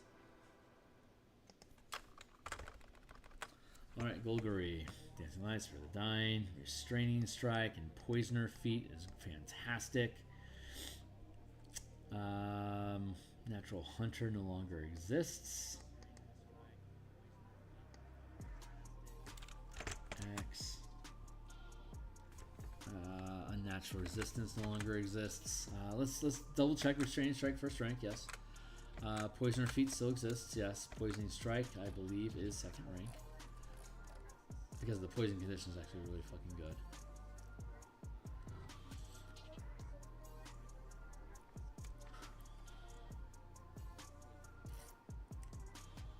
There it is, Poisoning Strike. Good. Poisoning Strike and X. Curse of the Fallen Puppet, reaction 2. Just saw it. There it is. Unnatural Resistance. I believe that's been updated. Adaptive Resistance, I think. Adaptive Resistance, there you go.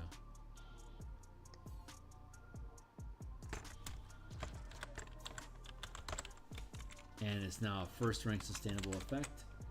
Yes, big change there.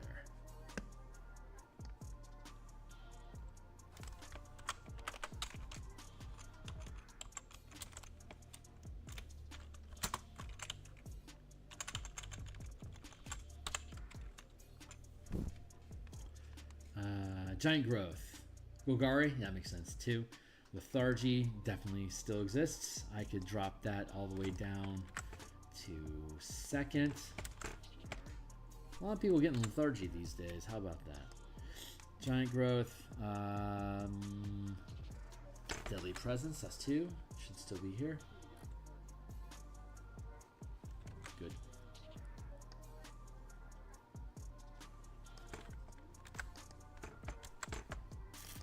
Curse of Enfeeblement, Maneuver 3 should still be in effect.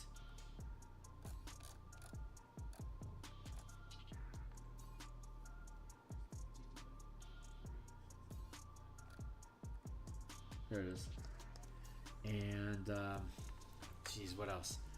Let's find something higher end. I mean, Rider Revival is a good one.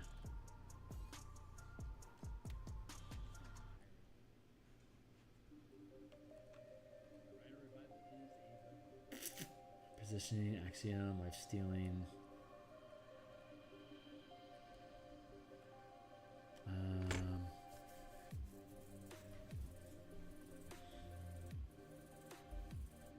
Extended Reach, Fast.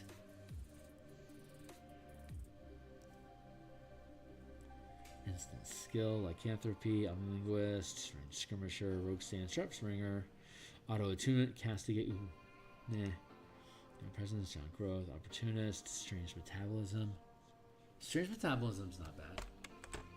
Yeah. Let's see if there's something more. More. 1 sense, 1 strider. No. Frenzy Attack, Indestructible. Master of Fate. No.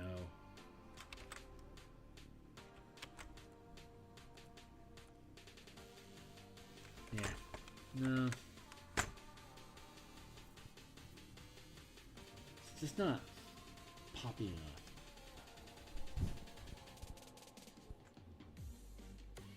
You're just stealing souls and playing bagpipe. So funny. Power ability, instant skill, fast, crouching stance. Oh, crouching stance isn't bad.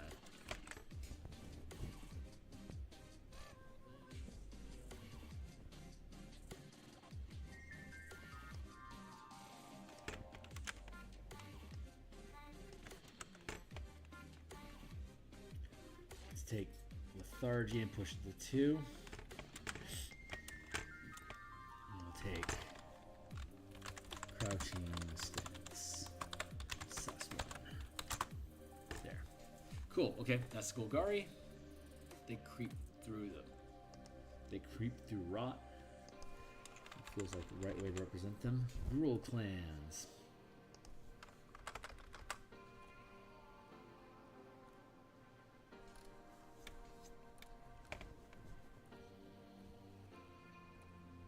One, two, 3, 4. Cool clans will be 5, 6, 7, 8, 9, 10. Cool, almost halfway there. Fireball, Goading Strike. Goading Strike's still first, right? Goading Strike. Veterinary training no longer exists.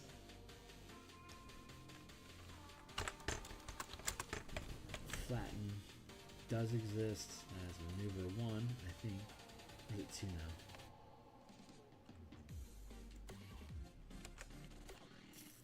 Flatten 1, Thundering Strike. It's 1. Flaming Strike, of course. A lot of combat shit going on in here. Flaming Strike. Bursting Strike feels good. Sturdy. Second rank. Sturdy. Does that still exist?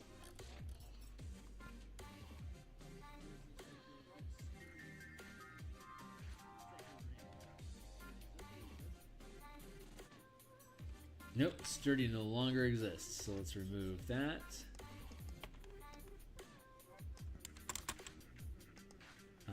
Weapon resistance. That's now adaptive resistance.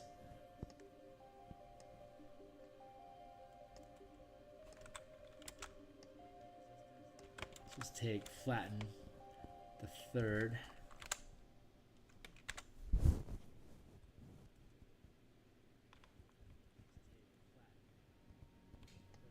Strike, Goading Strike.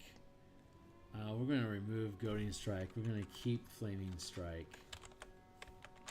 I like Goading Strike though. Okay, we're going to add Goading Strike back in. I also like that Gruul has so much strikes. That just seems so oddly appropriate to me. Flaming Strike, adaptive resistance.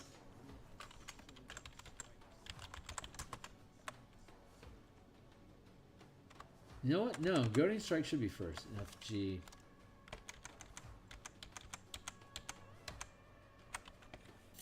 Adaptive resistance can be second. There we go. Adaptive resistance. Sus 1, comma. Thundering flatten. Weapon resistance.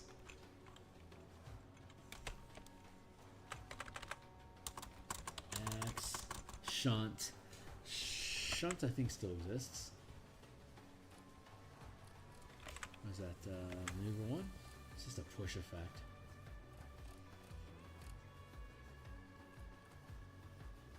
Shunt. Daunting Presence, that's 3. I'm pretty sure that still exists. Daunting Presence, 3. Indestructible, 4. Frenzied Attacks kind of feels good.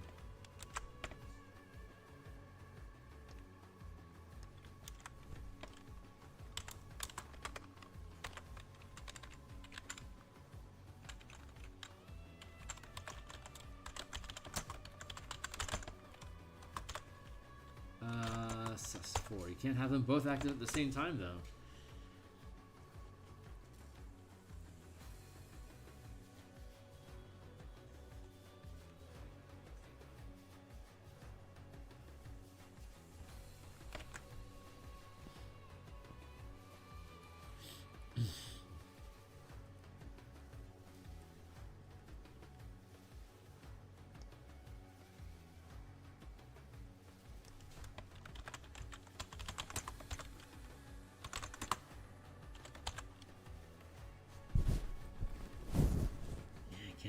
in time, buddy.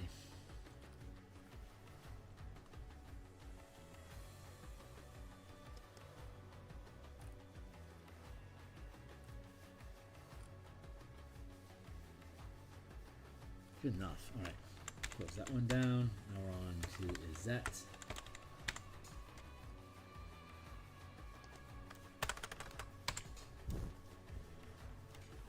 Crafting, I don't think that exists anymore.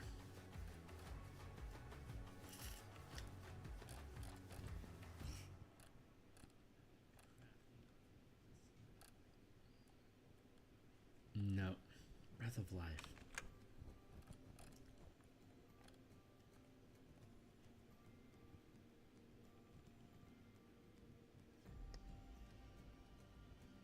Let's do that.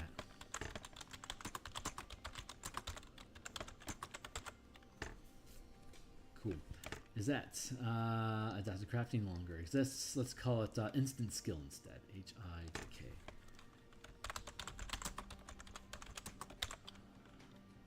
Skill successful. Keen Mind. I don't think Keen Mind exists anymore. Alert could work though.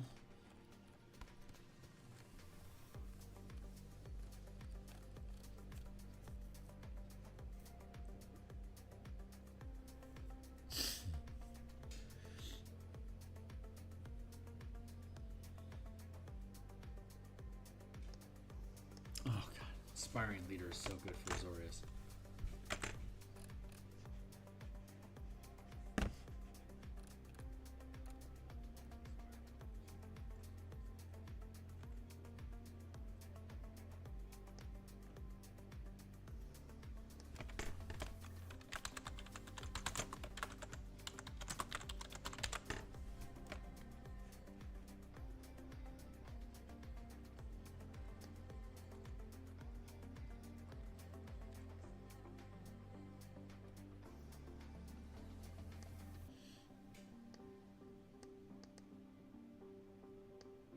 Let's go with, yeah.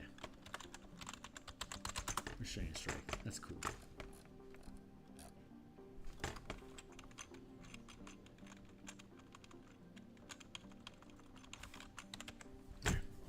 Back down to that. Yeah, instant skill. Keen Mind no longer exists. We can replace it with, let's say, Alert feat. Inspired Skill. Exists. Shocking Strike, that exists. Swift Attunement, that exists. Trap Springer, +1, that exists. Telekinetic Bubble, that exists. Opt, that exists. Auto Attunement, that also exists. And Empowered Synergy, I believe that also still exists. Export 2.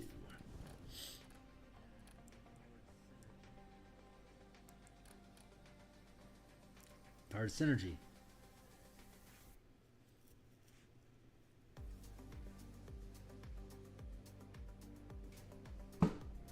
Yeah, these are all good. So let's go to Orzhov. Almost done. Vex. Yep. That's a mastery. Life Stealing Strike. That's now strike 2. Inquisitive no longer exists. Actor.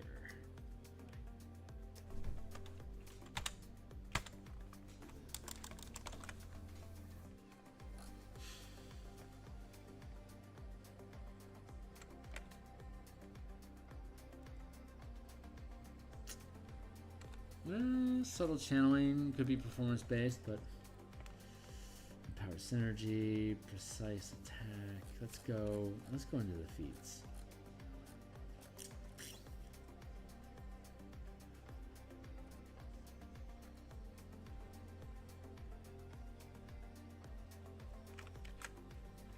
Tavern Brawler. Oop, wrong one. Crusher Charger. Chef.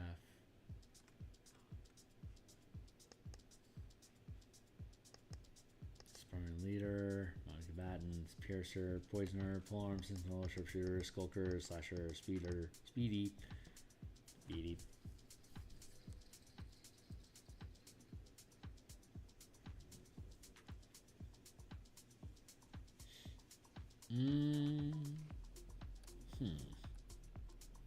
Rakdos.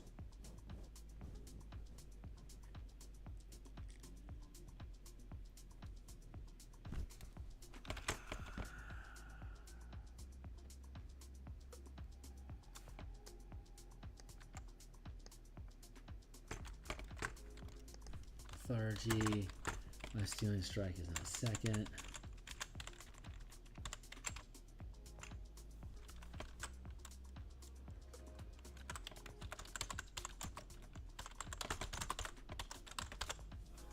Curse and Enfeeblement, that is third. Deadly Presence is second.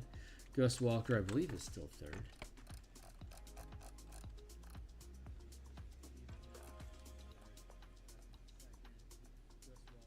Oh wait, this is Orzhov. Good. Savage Attacker, no.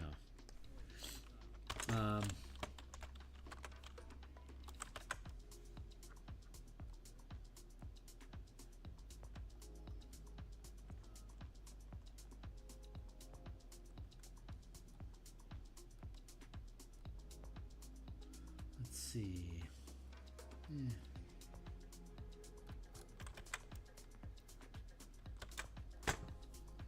Pacts.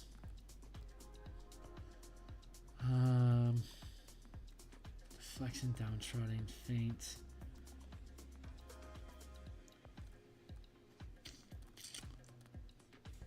First rank, right? Yeah. We have Vex and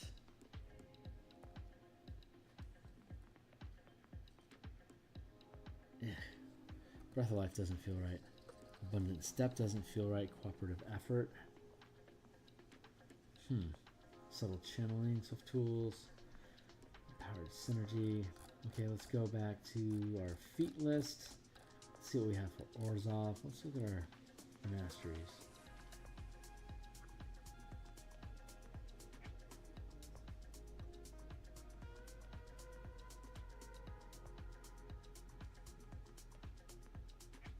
Nah. Feats. Skip past those. Back into feats. We're thinking Orzhov. Orzhov.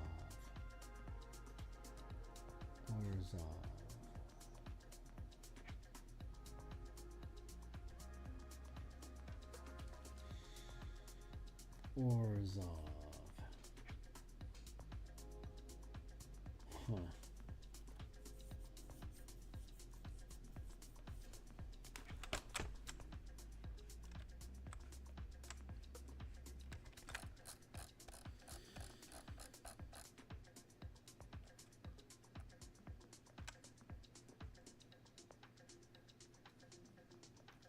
Find, distract, coordinated dash, bonus action, unstable.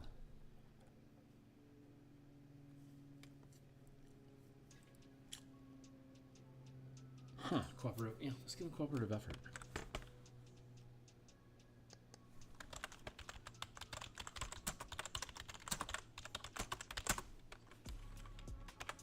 No, that should be Selesnya.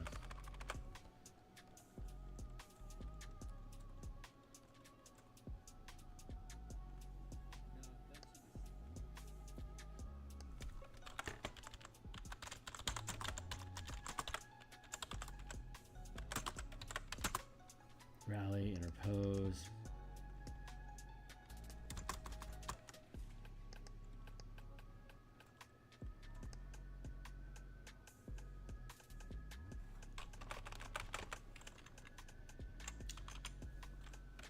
Breath of Life.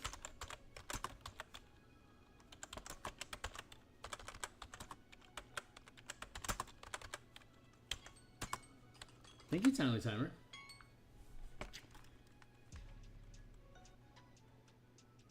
Generation doesn't exist anymore.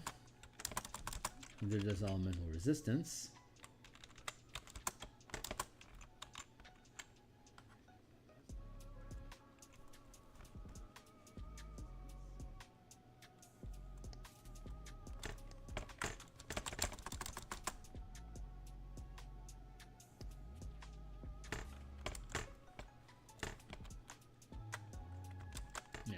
Giant growth. There we go. Okay, we'll get back to you, Celestium. Vex. Gimme. Gimme, gimme, gimme, gimme, gimme. 2-minute empowered. Hold. First strike.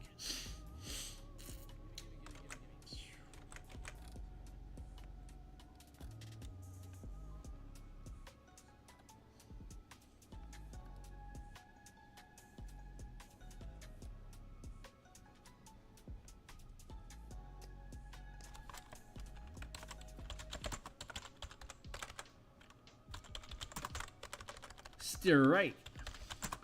Strike is what is that? Exploit 1. No, exploit 3. Thank you. All of them better worlds. Orzhov. Opportunist and hypertunistic, of course.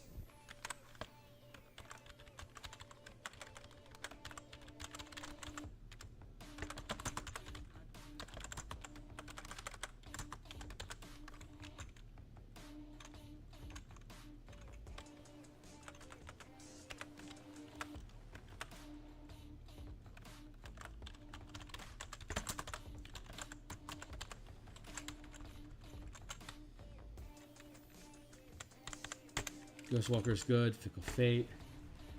Does Fickle Fate still exist?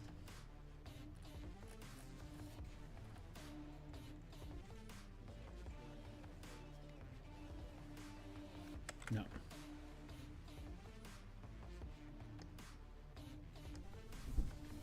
Hypertunistic instead.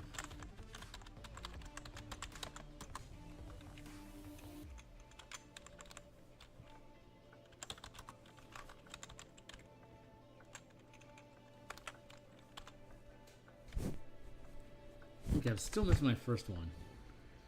Caustic, disarming, distracting, flaming, freezing, goading, grappling, martial, psionic,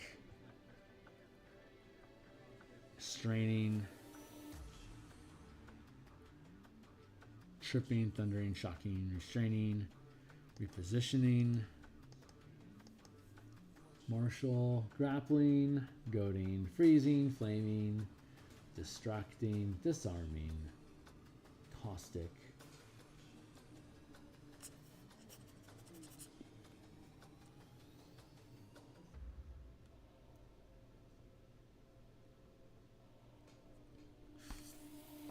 psychic for force damage,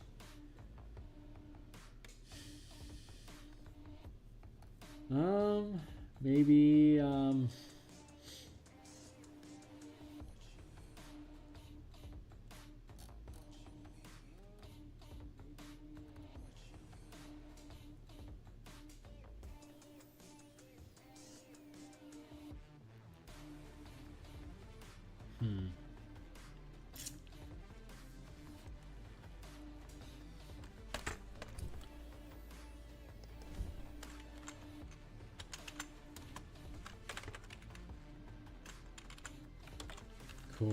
coordinated. No, coordinated shit sounds like Selesnya more so than.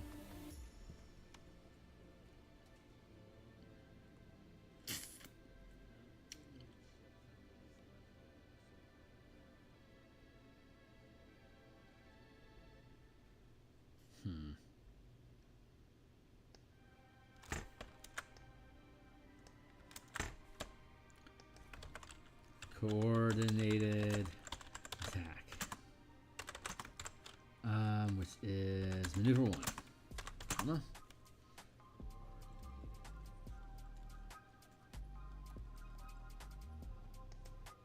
Vex, God, I'm surprised how much of a challenge this is.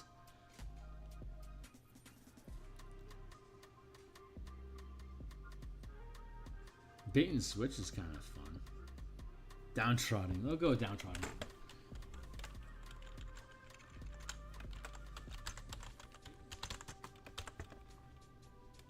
That is reaction 1. That'll do. All right. Fireball, flaming strike, punish. I think punish is still a reaction, right?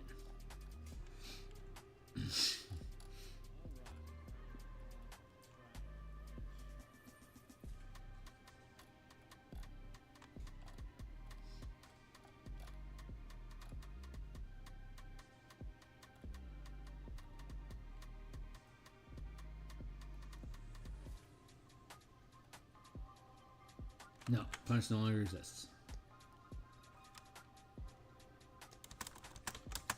Delusional strike no longer exists. Goad still exists. Comma. Celerity still exists. Intimidating strike still exists. I think it's still second rank.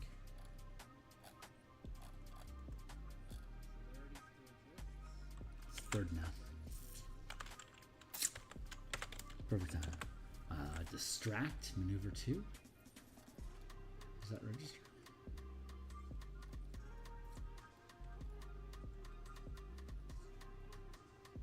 Distract is now 1.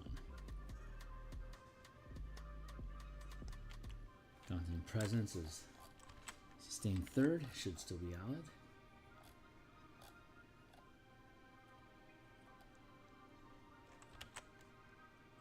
Daunting Presence. Yep, 3rd. Master of Fate, sustained 4. Frenzied Attack, sustained 4 also. Goad. Let's see.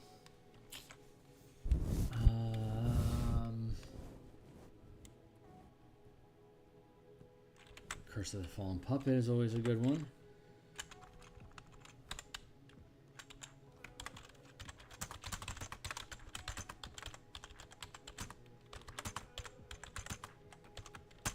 That's maneuver 2, right?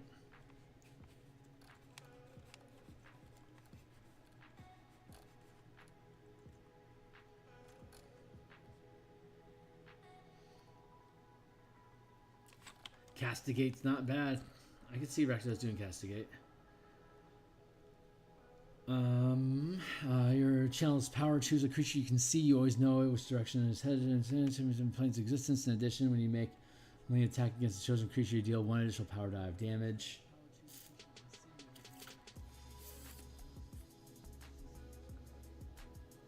Maybe.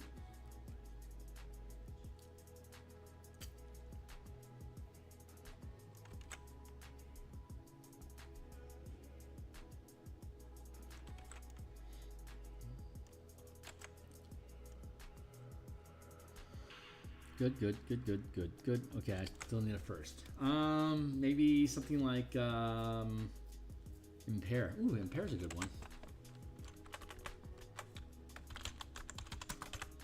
Mastery. Cool.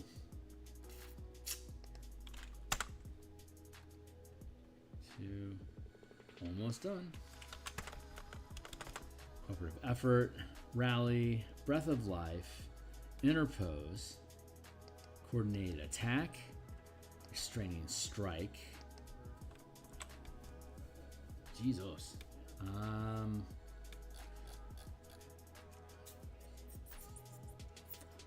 Provoking Strike.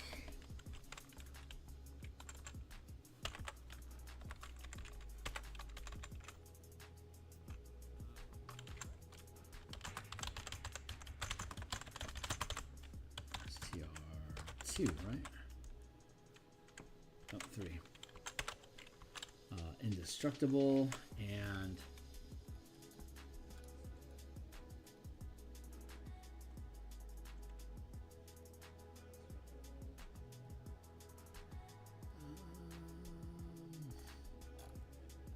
let's see.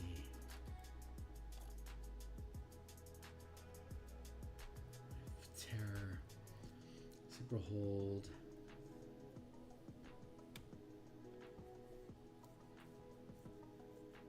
Beguiling Trance. There we go.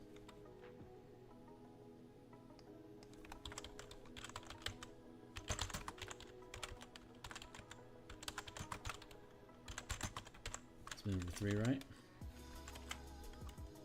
Yeah.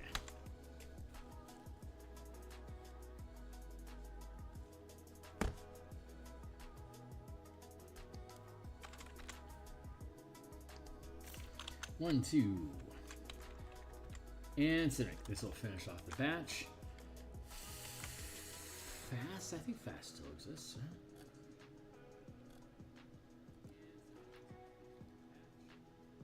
Fast.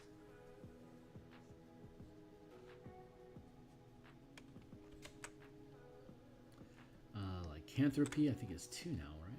No, maybe it's still first. Yep, still first. Aquatic Adaption, still first. Tremor Sense second. Cliff Runner first.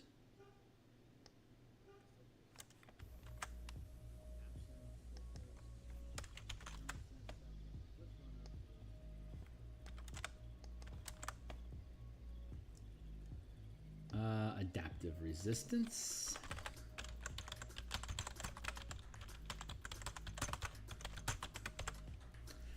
Giant Growth. Cool. Strange Metabolism. Strange Metabolism is first now, isn't it? No, it's second.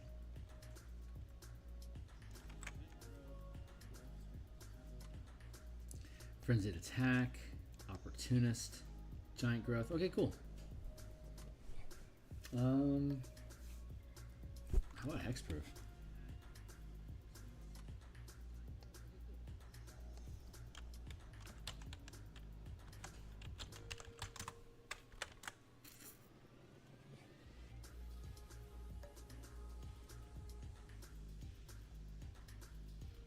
It's a reaction though, right? Reaction 4. Yeah, reaction 4. And let's go back up and look at Azorius real quick. Azorius could be hexproof. Yep, they are hexproof. Okay, cool. Hey, there we did it. All right, cool. And that finishes up my batch of work to do. I'm going to go offline and I'm going to continue working on Eberron page layouts.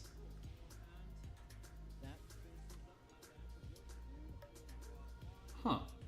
Yep, there you go. So I'm going to bounce for the day. I'm going to be back tomorrow morning with more Eberron. I'll be out tomorrow lunch. Wednesday morning, we'll be back with more Eberron. Wednesday lunch, we're going to do more. We'll be into 2024, so we'll be doing updating martial powers for 2024. Thursday morning, Eberron. Thursday afternoon, Cypher System game with Ketup, Wally,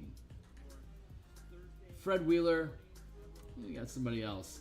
And then Thursday night after that will be more 2024 updating. Friday morning, Eberron Art. Friday lunch, 2024 updating. Saturday, 2024 updating. And all the time that I'm not on stream, I'm working on Eberron page layout stuff. So I am very much appreciating you guys. Check out the Spellpoint Warlocks supplement that I have down below on DMsGuild. It is literally one sale away from gold medal status. It's $1. If you spend at least $1 on it, it'll count. So thanks if you care to help. I appreciate it, and I'll see you guys tomorrow. Cheers.